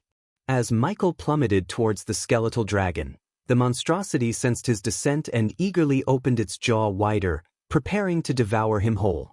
But Michael was not so easily consumed by the beast's insatiable hunger. With a mighty swing of the Doomsbringer, Michael unleashed a cataclysmic blow upon the dragon's gaping maw. The clash between the warhammer and the skeletal jaws reverberated through the air, a thunderous sound that echoed across the expanse of the sky. The impact was tremendous. Bones shattered and splintered under the force of Michael's attack, the dragon recoiling from the sheer power of the blow. The skeletal beast was pushed back, its immense form staggered by the sheer might of the Doomsbringer. The resounding collision sent shockwaves rippling through the air, accompanied by an otherworldly howl that pierced the sky. Fragments of shattered bone were scattered like fallen stars, creating a macabre spectacle against the backdrop of the darkened heavens. Michael, his grip unwavering on the Doomsbringer, stood defiant amidst the chaos. The warhammer's icy aura intensified, surrounding him in an ethereal mist, as if the very essence of frost was drawn to his presence. He surveyed the aftermath of his powerful strike, a glimmer of satisfaction dancing in his eyes. But the battle was far from over. The skeletal dragon, though wounded, still possessed an unyielding determination. Its hollow sockets glowed with an ominous light, and its fragmented form began to slowly reassemble, drawing upon the dark energies that sustained its existence. Summoning the frigid powers imbued within the Doomsbringer, Michael focused his energy and channeled it into a concentrated blast of icy frost. From the warhammer's enchanted head, a torrent of intense cold erupted, streaking towards the skeletal dragon with blinding speed. The freezing blast engulfed the dragon, coating its bones in a layer of frost that crackled with an ethereal glow. The dragon's movements became sluggish as the biting cold sapped its vitality, hindering its ability to retaliate effectively. With lightning-fast agility, Michael maneuvered around the aerial battlefield, his movements a blur as he swung the Doomsbringer with calculated precision. Each strike connected with bone-shattering force, causing the dragon's skeletal structure to splinter and crumble under the onslaught. Fragmented bones scattered through the air like a ghastly rain, leaving a trail of destruction in their wake. The skeletal dragon, once an imposing behemoth, now trembled under the relentless assault, its form gradually disintegrating. In a display of unwavering control, Michael gracefully leaped atop the dragon's crumbling skull, a calm and determined expression etched upon his face. His eyes met the fading glimmer within the dragon's hollow sockets, and with a composed voice, he uttered, "Let's finish this." The battle seemed to hang in suspended animation for a moment as Michael's words resounded through the air. The skeletal dragon, its essence fading, responded with a feeble attempt at defiance, its shattered jaw twitching in a futile snarl. Knowing that victory was within reach, Michael raised the Doomsbringer high above his head, channeling the last reserves of his power into a final devastating strike. The warhammer crackled with unleashed energy, resonating with Michael's unwavering determination. With a resounding impact, the Doomsbringer struck the dragon's fractured skull, causing the remaining bones to crack and shatter. As the skeletal structure splintered under the force of the blow, Michael swiftly followed up with another strike, this time driving the pointed head of the warhammer deep into the dragon's skull. The Doomsbringer's sharp tip hooked into the fractured bone, securing Michael's grip and ensuring that he remained firmly attached to the dragon's fading form. Sensing the dragon's imminent demise, Michael summoned forth the power of the dark flames. Black flames danced and flickered around his clenched fist as he pressed the infernal fire against the skeletal dragon's head. The dark flames eagerly consumed the skeletal remains, their scorching heat intensifying with each passing moment. The dragon, now engulfed in the swirling vortex of black flames, began its descent through the air. It resembled a burning meteor hurtling toward the ground, leaving behind a trail of smoke and ash in its wake. The once mighty skeletal dragon, now reduced to a charred husk, continued its descent, propelled by the relentless force of gravity. The black flames danced and twisted around its skeletal frame, devouring every trace of its existence with an insatiable hunger. As the dragon descended, the air crackled with the sound of its fiery demise. The dark flames, fueled by the dragon's bones, illuminated the surrounding sky with an eerie crimson glow, casting an otherworldly ambience upon the scene. I think you should take a look at the burning dragon left a trail of destruction in its wake, scorching the air and leaving a smoldering path across the horizon. It was a sight both awe-inspiring and terrifying, a testament to the power wielded by Michael and the cataclysmic force of the Doomsbringer. As the dragon's descent reached its climax, its form disintegrated into embers and ashes, dissipating into the winds. The once formidable skeletal beast had been reduced to nothing but fading echoes of its former glory. As the remnants of the skeletal dragon descended, smoldering and reduced to ashes, they made contact with the ground with a resounding thud. The impact sent tremors rippling through the earth, a testament to the immense power that had been unleashed upon the once mighty beast. Seizing the moment, Michael wasted no time in venting his fury upon the dragon's shattered head. With a series of thunderous stomps, he brought his boot crashing down upon the charred remains, obliterating any trace of the skeletal creature that had dared to challenge him. Each stomp reverberated through the air, a declaration of his dominance and a symbol of his triumph. The remnants of bone crunched and crumbled beneath his relentless assault, further reducing the dragon's remains to mere dust and fragments. As the echoes of his final stomp faded into the distance, Michael stood amidst the aftermath of his victory, his chest heaving with exertion and his eyes ablaze with an unyielding resolve. It was then that he called out to the heavens, his voice carrying the weight of his defiance. "Forcrux, he bellowed, his voice echoing through the void. "I told you to stay away from my way." His words hung in the air, a challenge issued to the deity who had sought to interfere with his ambitions. The wind carried his voice across the desolate landscape, a proclamation that reverberated with unyielding determination. Michael's gaze swept across the battleground, his eyes locking onto the scattered remains of the dragon. With a mixture of satisfaction and warning, he muttered under his breath, "Consider this a warning." As the dust settled and the echoes of the battle faded, an unsettling stillness engulfed the pocket dimension. The remnants of the skeletal dragon had vanished, leaving no trace behind, as if it had never existed. The air itself seemed to hold its breath, suspended in an eerie silence that sent shivers down Michael's spine. In the midst of this surreal calm, a sudden manifestation shattered the tranquility. An ethereal black crow materialized in the air before Michael, its presence ominous and foreboding. Its feathers glistened with an otherworldly darkness, and its eyes gleamed with an intelligence beyond that of a mere bird.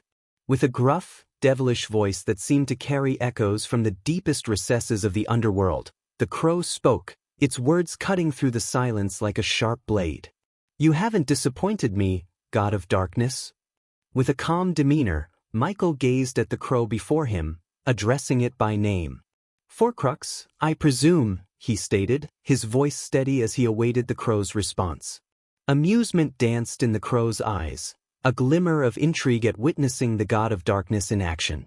It reminisced about its previous discussion with Andor, the god of time and space, when Andor sought Forcrux assistance in reanimating the corpse of Vidora, the three-headed Hydra and former companion of the previous Dark Lord.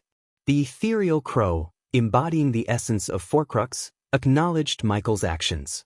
"You have slain two of my creations today," it uttered, its words carrying a sense of authority and understanding.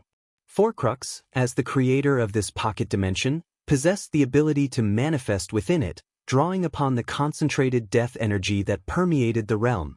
Despite the barrier imposed by the previous Dark Lord, Forcrux could manifest itself in its crow form within places where the threads of death were tightly woven.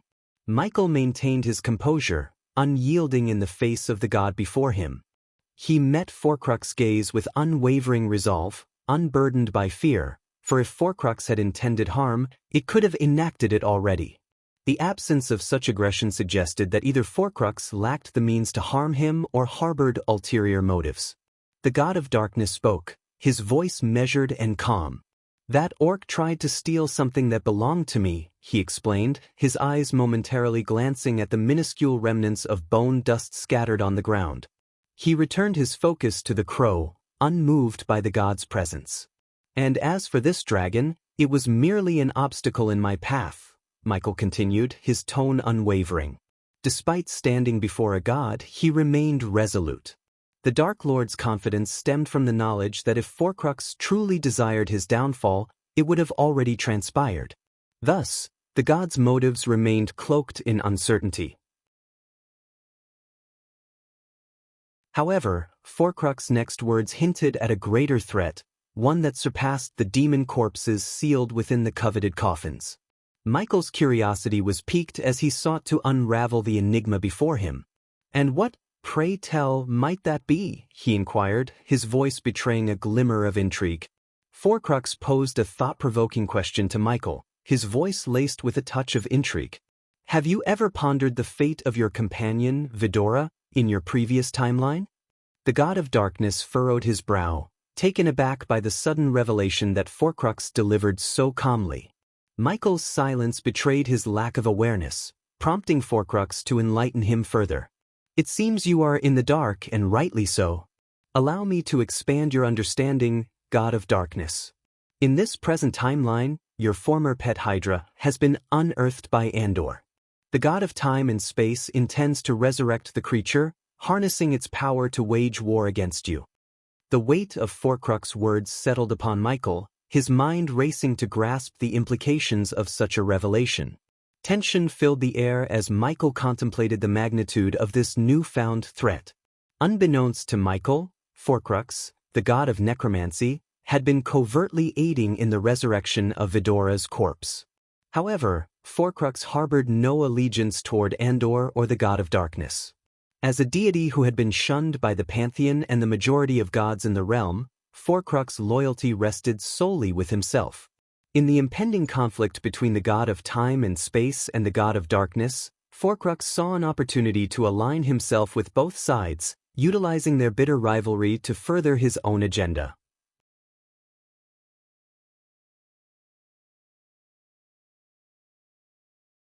Chapter 1009. Harry and Layla perched atop a serene mountaintop. A young boy with golden locks sat amidst a sprawling meadow, his gaze fixed upon the breathtaking canvas of colors painted across the sky as the sun gracefully descended. The hues of orange, pink, and purple melded together, casting a warm glow that bathed the world in a tranquil embrace. Deep in thought, Harry displayed a pensive expression beyond his tender age. Lost in contemplation, he seemed oblivious to the approach of a graceful woman carrying a bowl. This woman, none other than Layla Alden, quietly settled beside him on the grass, her presence a gentle interruption to his musings. "Harry, you haven't had a proper meal today," Layla gently reminded him, her voice carrying a blend of concern and affection. Startled by his mother's voice, Harry blinked and turned his attention to her. His young mind wrestled with a pressing question that weighed heavily upon him. With a mixture of curiosity and innocence, he ventured to ask, "Mom, why does everyone say that Dad is evil? Is he truly a bad person?" Rather than displaying shock or surprise, Layla sighed, weariness etched upon her face. She had grown accustomed to hearing such disparaging remarks aimed at Ghost, the Dark Lord who had captured the attention and scrutiny of all of Mazeroth. What Layla considered a stroke of luck was the fact that nobody knew Harry's true lineage, that he was the son of the feared Dark Lord himself. "Harry, I've told you before, you're still too young to comprehend the complexities of the world fully," Layla replied, her tone gentle yet tinged with caution.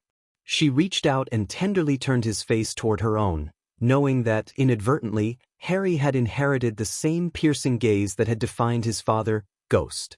Desperation tugged at Harry's voice as he pleaded with his mother, "Please, Mom, I really need to know." Layla observed her son's earnestness and couldn't help but feel a pang of sympathy.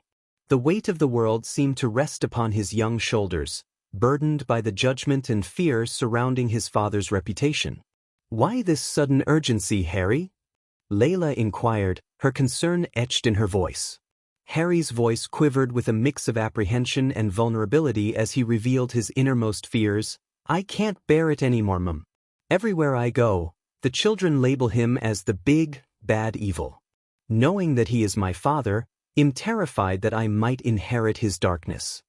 The raw emotion in Harry's words struck Layla deeply, melting away the coldness that had enveloped her heart. Moved by her son's distress, she instinctively drew closer, enfolding him in a comforting embrace that exuded motherly warmth.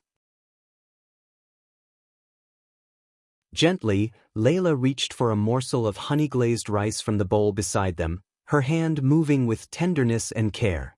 She lifted the morsel to Harry's lips, offering sustenance and affection in a single gesture. "Harry, my love, your father is not the monster that others perceive him to be," Layla assured him, her voice laced with sincerity and love. Harry's voice trembled with uncertainty as he raised another question, "But Mom, I witnessed him. I saw him take Aunt Edith's life. People say he has caused harm to countless others. What if I become like him?" Layla tenderly brushed away a few lingering grains of rice from the corner of Harry's lips before continuing to feed him, a gesture filled with love and reassurance. "Aunt Edith's actions were clouded by her grief and anger, Harry," Layla explained gently. "Her choices led to someone trying to harm you. Your father is the kind of man who will go to any lengths to protect those he cares about and ensure justice is served." Harry pondered his mother's words, chewing his food thoughtfully before swallowing. Despite his lack of appetite, the warmth and affection emanating from his mother's smile made the nourishment go down easier. "But Mom, if he truly cares about us, why isn't he here?" Harry's voice quivered with longing and confusion. Layla's eyes brimmed with understanding as she caressed her son's cheek, her voice filled with tenderness. "It's not that he's not with us, Harry. It's that we are not with him. You must know, my son, he didn't leave us. I made the choice to separate from him when he asked me to come with him." As Harry's shock began to subside, Layla set aside the empty bowl, realizing that she couldn't withhold the truth any longer. Her son was growing rapidly, both physically and mentally, and she understood the importance of providing him with answers.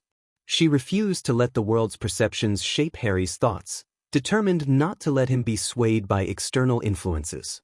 "He truly wanted us to be with him," Layla confirmed, her voice filled with sincerity, causing Harry's eyes to well up with tears of relief.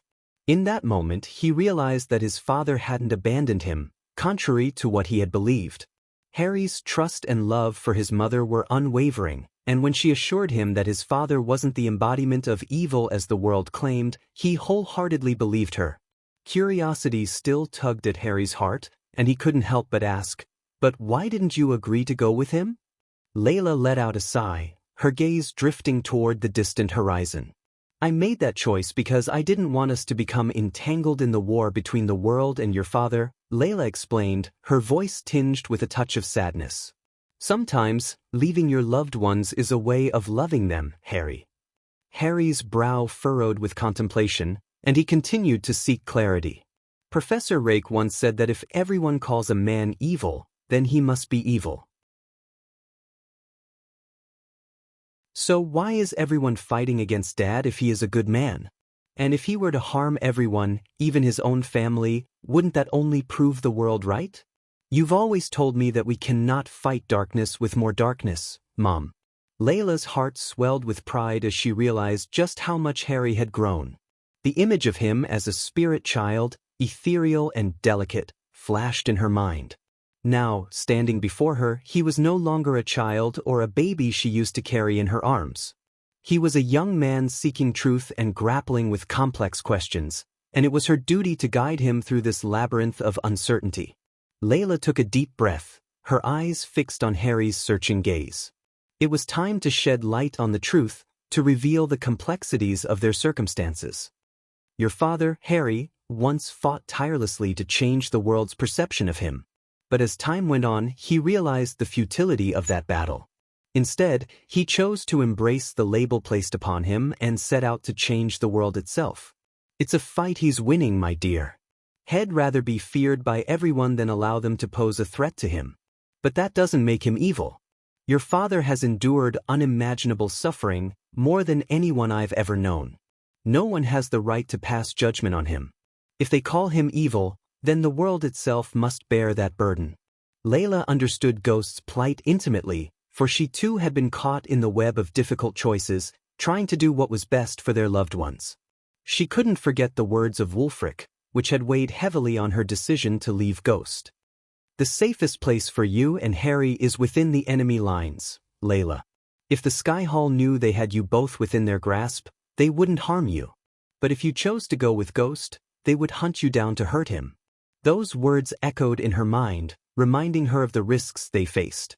The weight of her decision to leave Ghost behind had been a heavy burden on Layla's heart. But in her mind, it was the choice that would ensure their safety, even if it meant being apart from the man they loved. "Mom, is it true that Dad used to be a student in Mazeroth?" Harry's curiosity piqued as he leaned in closer, eager to learn more about his father. The rumors and whispers from other children had intrigued him, and he wanted to hear the truth from his mother's perspective. "Yes, it's true, Harry," Layla confirmed, a fond smile playing on her lips as she reminisced. "Your father was not only a student, but he was also considered one of the brightest. Professor Lane, who was known for his alchemy expertise, took a special interest in Ghost's abilities. They had a unique bond, like mentor and protege. Your father's talent as an alchemist surpassed all expectations. He was a true master of his craft." Harry's eyes widened in awe. He had always heard stories of his father's notorious deeds, but this new revelation sparked a sense of pride within him. He wanted to know more about the man behind the reputation. "But, Mom," Harry continued, "why does everyone only focus on the bad things? Are there no good deeds that Dad has done?" Layla's smile grew warmer as she gently brushed a strand of hair away from Harry's face. "Oh, my dear boy, the world often forgets about the goodness in people when darkness overshadows them. Your father's true nature goes beyond the rumors and fear surrounding him. There is a side to him that many have not seen." She paused for a moment, her eyes glimmering with fond memories. "Did you know that there is a small town called Bradford? Your father single-handedly transformed it from a struggling fishing village into a thriving community. The people there look up to him as their savior. He used his alchemical knowledge and resources to bring prosperity and happiness to their lives. Does that sound like something an evil man would do?" Harry's eyes widened with amazement. He never imagined his father as a hero or a bringer of happiness. This newfound knowledge shattered the image the world had painted of Ghost. "Dad walks the line between good and bad, my love," Layla continued, her voice filled with affection. "He is a complex individual, driven by his own sense of justice and determination. Most people in this world can be easily categorized as either good or bad, but your father defies such simplistic labels. He seeks to protect those he cares about and fights for a cause he believes in, even if it means facing the world's judgment." Harry pondered his mother's words, trying to reconcile the conflicting images of his father in his mind. He realized that he had only scratched the surface of understanding who Ghost truly was. The stories of his kindness and brilliance began to overshadow the tales of darkness and fear. Curiosity still burning in his eyes, Harry couldn't help but ask another question. "Mom, Sister Johanna and Narita said something about you trying to kill Dad once. Is that true?" "Ah, those two can't seem to keep a secret," Layla sighed, her voice filled with both amusement and exasperation. After a moment, she composed herself and met Harry's gaze. "Women can sometimes get really angry, Harry. It's like a storm inside them, and it's best for a man to agree with them even if they haven't done anything wrong, just to keep the peace. But your dad was different. He didn't back down easily. When we had an argument, he stood his ground and actually made a lot of sense," Layla explained with a warm smile. Harry's young mind struggled to comprehend his mother's words. He furrowed his brow and tilted his head in confusion. "So, you tried to hurt him when he made sense?" he asked, seeking clarification. Layla chuckled softly, realizing the need to simplify her explanation. "Well, when a man makes sense in an argument, sometimes a woman might react by crying or even wanting to hurt him. It's like a strange rule," she said, trying to find a light-hearted tone.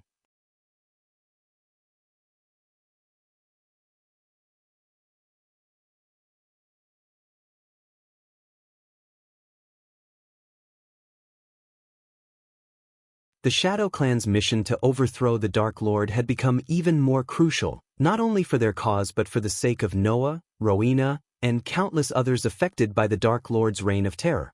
"We should allow Noah some time to process everything. How did he appear? Was he filled with rage or did he manage to maintain his composure?" Sales's inquiry, though seemingly unusual, held a purposeful significance. Evan understood that Sales's questions always held deeper meaning. Surprisingly, he seemed remarkably calm. It was as if the weight of losing his wife and family hadn't taken its toll on him, Evan replied. Noah's demeanor and how he conducted himself left Evan taken aback. He had anticipated a furious outburst from Noah upon discovering the fate of his beloved Alicia. Yet, instead of succumbing to anger, Noah had chosen seclusion atop a solitary mountain, appearing composed and serene. Salisi couldn't help but feel a sense of satisfaction upon hearing Evan's response. However, she remained outwardly expressionless, maintaining her enigmatic demeanor. A man who remains calm even in the face of anger is far more dangerous than one who outwardly displays his rage, Salisi stated, her words carrying a weight of wisdom. Evan nodded, acknowledging the truth in Sales's statement. There was an unsettling power in someone who could contain their anger and channel it with purpose and precision. Noah's tranquility in the midst of such profound loss hinted at a depth of resolve and determination that could prove formidable in their fight against the Dark Lord. Regardless of whether Noah chooses to join our cause or not, I am certain he will stand against the Dark Lord. As a man, he will seek vengeance for his wife, Evan expressed, his conviction unwavering. Celici nodded in agreement, knowing the deep well of anger that must be brewing within Noah, especially considering the Dark Lord was his own twin brother. Returning her focus to the map of the Sea Realm, Celici contemplated their next course of action. Evan, I need you to venture into the Sea Realm and investigate the recent energy radiation that Hammond's contraption detected, Celici instructed, her voice steady and determined. Evan was well aware that since the fallen gods had regained their graces, one of Hammond's inventions had detected a powerful surge of energy emanating from the Sea Realm. Reports from Sales's spies revealed that the Water God Hull had also discovered this anomaly and dispatched a team deep into the depths of the ocean to investigate. Keep in mind that the Water God Hull's team may pose some resistance. Try to handle the situation peacefully, but if necessary, dispose of them, Celici added, emphasizing the importance of securing the energy source before the Dark Lord could lay claim to it. Leaning against the table, Evan studied the map, absorbing the details. Celici continued her explanation, her voice tinged with a sense of urgency. I have a strong feeling that this energy radiation is somehow connected to the Dark Lord. We cannot allow him to obtain it. As long as the Dark Lord remains below the heavenly stage of power, we can hold our ground with the aid of the fallen gods. Evan's brows furrowed in concern as he posed a crucial question. What if the Dark Lord surpasses the heavenly stage? What will happen then? He inquired, fully aware of the formidable might possessed by the Dark Lord, the God of Darkness. I think you should take a look at Panda's novel. Celicis' gaze turned solemn, her voice tinged with a hint of worry. If that happens, the fallen gods will stand no chance against the Dark Lord. Only Noah, with his unique abilities and determination, will have a fighting chance. However, even then, Noah will require something truly extraordinary to defeat the Dark Lord. The weight of their mission hung heavily in the air, as Celici and Evan exchanged a knowing glance. The stakes were higher than ever, and the impending confrontation with the Dark Lord loomed ominously on the horizon. Sales's mind raced with strategic plans and contingencies, recognizing the crucial role they played in preventing the Dark Lord from obtaining the mysterious energy source. The fate of their world rested in their hands, and they would stop at nothing to ensure that darkness would not prevail. We must also consider the possibility that the Dark Lord has spies within the Sea Realm. Time is of the essence, Evan. You need to depart today, Celici stated with a sense of urgency, emphasizing the need for swift action. Before Evan embarked on his mission, he felt compelled to address a pressing concern regarding Princess Zanali and the situation in Nagaland. Evan couldn't help but question whether leaving Zanali in Nagaland was the best course of action, given the perilous circumstances. Furthermore, he wondered if there was any way to heal Zanali's broken meridians, a consequence of the Dark Queen's treacherous actions. Lady Celici, is it truly wise to leave Princess Zanali in Nagaland? And is there any possibility of restoring her meridians? Evan inquired, his voice tinged with genuine concern. While he respected Sales's unwavering dedication to their cause, he couldn't shake the feeling that Zanali was being sacrificed in the process. Having already lost her husband at the hands of Gaia, who happened to be both the Dark Lord's wife and Sales's stepdaughter, Evan couldn't help but worry for Zanali's well-being. The revelation that Gaia, the Dark Queen, had slain her own father and shattered Zanali's meridians had shocked many, leaving a sense of disbelief in its wake. Panda's novel. Calm Celici took a moment to gather her thoughts, her expression composed yet carrying a subtle hint of sadness. She understood the underlying concerns and the weight of her decision regarding Zanali's fate. The kingdom is in capable hands, Evan. As for the Dark Lord, he has no reason to harm Zanali, Celici reassured, her words intended to provide solace. However, deep down, even Zanali, her own daughter, was but a pawn in her intricate game against the Dark Lord. Celici harbored a hidden agenda, using Zanali's relationship with Noah to stoke his flames of anger and vengeance further. Celici desired for Noah to be consumed by his fury before facing the Dark Lord, ensuring that no remnants of brotherly affection would sway him. She knew all too well that the Dark Lord would show no mercy towards Noah, and Celici wanted him to be prepared for the ruthless battle ahead. Unbeknownst to Evan, Xianxia's motives remained shrouded in the depths of her complex strategy. The sacrifices she made for the greater good weighed heavily on her conscience, but she remained resolute in her pursuit to dismantle the Dark Lord's reign. For now, Zanala's safety rested on the delicate edge of their plans, an unavoidable casualty in the battle against darkness. "I have faith in your judgment, Lady Celici," Evan conveyed before departing from the Grand Hall, leaving Celici to contemplate the intricate web of her plans.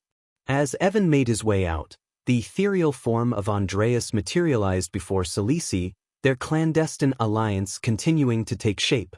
"Andreas, it's time to make our move with Noah. Let us ignite the long-awaited clash between the two brothers," Celici declared with a mischievous grin. Andreas' face mirrored her cunning expression, fully aware of the manipulative path they were about to tread. "Remember, Andreas, you must conceal your true identity from Noah. You cannot reveal that you are allied with me or that you are not his mentor," Celici cautioned, emphasizing the need for secrecy. Andreas, the second soul piece of the enigmatic mentor, simply shrugged in response. "Trust me, Celici. I know exactly what I'm doing." Noah teeters on the precipice of losing himself to his seething rage. "I understand his emotions all too well. All we need to do is fan the flames," the second soul piece of Andreas assured, exuding a sense of confidence in their calculated maneuvers. Xianxia's grin widened as she contemplated the upcoming chess match of manipulation and hidden agendas. The stakes were high, but she was willing to gamble everything in her quest to dismantle the Dark Lord's dominion. Andreas, her steadfast ally, shared her determination, both of them fully committed to pushing Noah toward his ultimate destiny. "Before you depart, ensure that Alara remains in Hammond's company at all times. You understand the vital role Hammond and his intelligence play in our mission to bring down the Dark Lord," Celici instructed Andreas, emphasizing the importance of protecting their valuable asset. Andreas nodded in agreement, his ethereal form fading away, leaving Celici alone in the Grand Hall.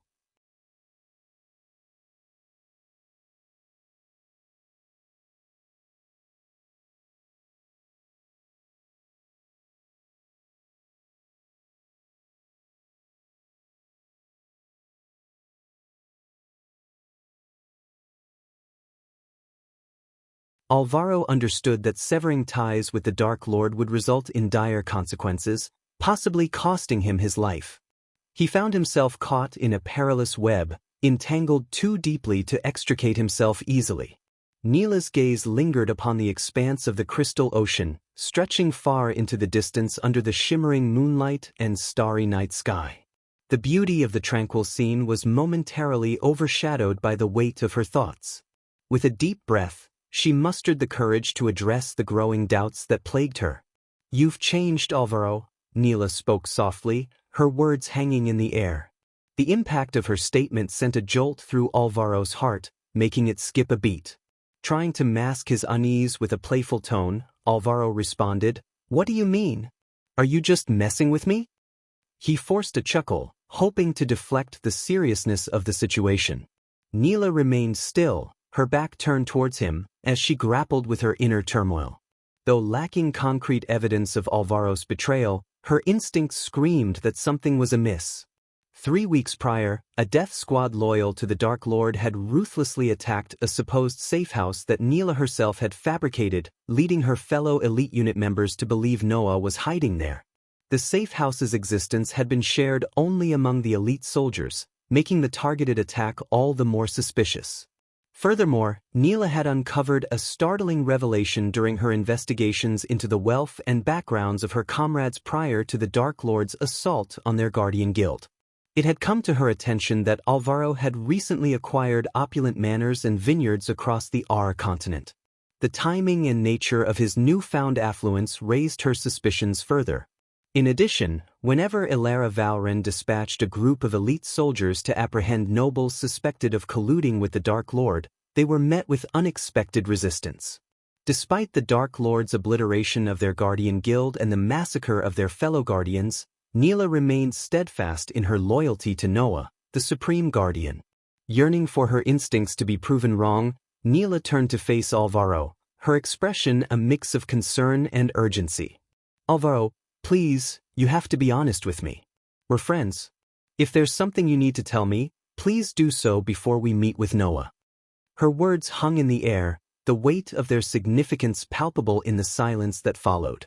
Panda's novel calm Neela's eyes welled up with tears as her fists clenched in frustration and anxiety.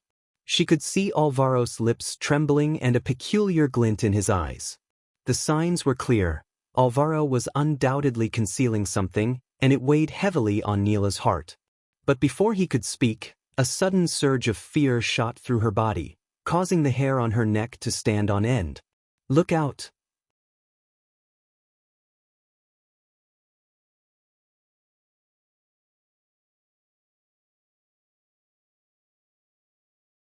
Chapter 10-12.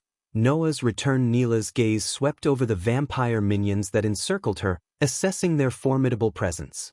Amongst the group, she noticed the distinctive features of the soul-refining stage vampires, their gaunt faces contorted into wicked grins.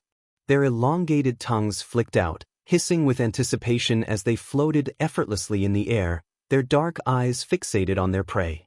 But her attention was abruptly drawn to the two towering figures amidst the throng. These fusion-stage vampires stood head and shoulders above the rest, their bulging muscles and intimidating stature showcasing their enhanced power. Neela's heart quickened as she recognized the palpable threat they posed. With resolve etched across her face, Neela gripped her silver sword tightly, feeling its reassuring weight in her hand. She channeled her magic, preparing to cast a defensive spell to shield herself against the impending assault. The words of incantation formed on her lips, ready to be unleashed at a moment's notice. Yet, amidst the chaos, a groan escaped Alvaro's lips. Against all odds, he struggled to his feet, his face etched with pain and determination. It was a testament to his resilience and an unwavering spirit. As the tension reached its peak, one of the fusion-stage vampires stepped forward, his voice dripping with cruel amusement. "The Dark Queen sends her regards," he taunted, his words laced with a sinister undertone. A wicked smile curled upon his lips, baring his elongated fangs, and his crimson eyes bore into Neela's. As Alvaro gritted his teeth, he summoned every ounce of strength to pull out the arrow lodged in his chest. A sharp wave of pain rippled through his body, and blood gushed from the wound, staining his clothes and the ground beneath him. With a trembling hand, he reached for a healing potion tucked within his cloak, intending to mend his grievous injury. But before he could bring the vial to his lips, a blur of movement descended upon them. One of the vampires, propelled by unnatural speed, dashed from the sky, his claws poised to strike. With a fierce growl, Neela reacted swiftly, her hands sweeping through the air with swift precision. In an instant, a burning golden chakra materialized before her, swirling with an intense radiant energy. It formed a formidable shield, blocking the vampire's frenzied assault. The impact reverberated through the chakra, sparks of golden light scattering in all directions. With her other hand, Neela tightened her grip on the silver sword and unleashed a swift counterattack. The blade sliced through the air with an almost ethereal grace, its shimmering edge meeting the vampire's resistance. The clash of metal and fangs filled the night air, a symphony of danger and determination.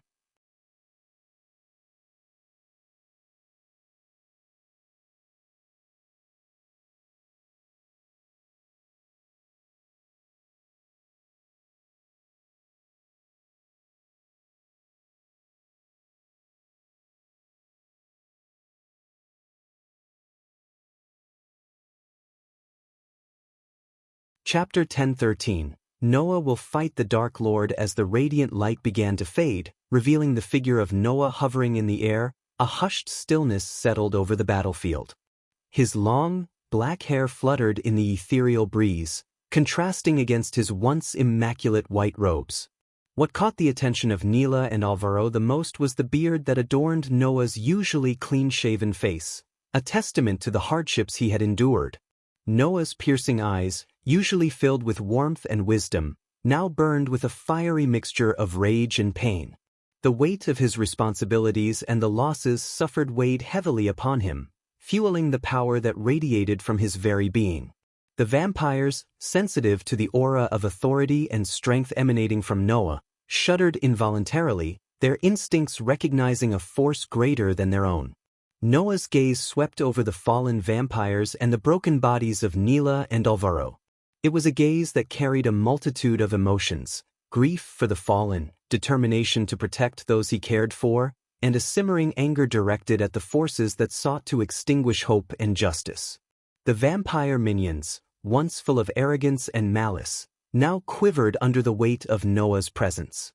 They realized the grave mistake they had made in crossing paths with the Supreme Guardian. The balance of power had shifted, and their newfound bravado wilted in the face of Noah's righteous fury. As the vampires laid eyes upon Noah, their hearts skipped a beat. The sheer power emanating from him sent tremors through their undead bodies. However, a glimmer of confidence flickered within them as they remembered Noah's unwavering commitment to his no-kill rule. Impressive display of light, Noah. But fear not, for we are not afraid of you, one vampire sneered, attempting to mask their unease with bravado. What can you possibly do? Bore us to death? It's unfortunate for you, Noah, that vampires possess regenerative abilities. And even if you were to suppress our powers, the Dark Lord would simply restore them, another vampire taunted, reveling in their perceived invincibility. Little did they know, they had gravely underestimated the magnitude of the situation.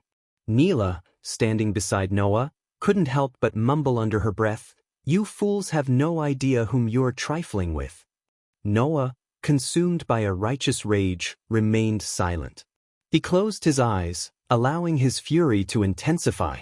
The air around him crackled with anticipation as his body began to glow, an ethereal light radiating from within. The humming sound of his power filled the air, a testament to the immense energy brewing within him. Unfazed by Noah's impending surge, the vampires jeered and lunged forward, intent on attacking him.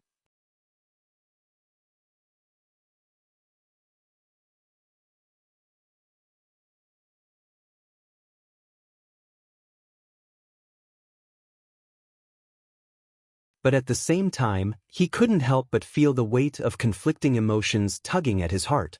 Neela, sensing his inner struggle, stepped closer, her eyes filled with compassion and determination. "Noah," she said, her voice steady yet filled with empathy. "I understand the pain and guilt that consumes you. But defeating the Dark Lord is not just about avenging Alicia's death.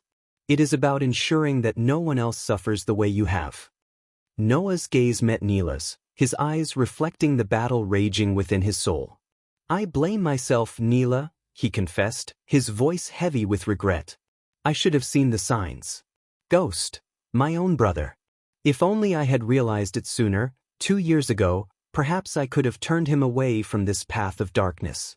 I failed him and I failed my family." Neela placed a comforting hand on Noah's shoulder. "Noah, you cannot shoulder the blame for the choices Ghost has made. He had countless opportunities to choose a different path, to turn away from causing harm. Yet, he embraced the darkness willingly." Tears welled up in Noah's eyes, his voice trembling with emotion. "But he's my brother, Neela. Flesh and blood. I should have protected him, guided him away from this fate." Neela's grip tightened, her voice unwavering. "Noah, listen to me. Ghost made his own choices. He chose to become the Dark Lord, to sow chaos and destruction. It is your destiny, whether he is your brother or not, to stand against him. To protect the innocent, just as Alicia would have wanted." Noah's heart ached, torn between his love for his lost wife and his sense of responsibility towards his family, both past and present. He closed his eyes, allowing Neela's words to sink in, the weight of his decision pressing upon him. His mind replayed memories of Alicia's laughter, her warmth, and the dreams they once shared. The pain of her loss intensified, intertwining with his guilt and self-blame. "I should have been there for her, Neela." Noah's voice quivered with sorrow. "I should have protected Alicia, my family. It should have been me who was abandoned, not Ghost. If only I had been stronger, wiser, maybe things would have turned out differently." Neela's presence offered him solace, her unwavering support providing a guiding light in the darkness. She understood the complexity of his emotions, the struggle between seeking justice and grappling with the bonds of blood. Noah, Neela's voice resonated with empathy. It is natural to feel torn, trapped between loyalty, guilt, and the need for retribution. But you must remember, Ghost had his own choices to make. You cannot blame yourself for the path he chose. You did not abandon Alicia or your family. You loved them, protected them. It was Ghost who strayed. Noah's fists clenched, his conflicting emotions warring within him. I never wanted to fight my own brother, he admitted, his voice heavy with anguish. But I cannot let his darkness go unchallenged.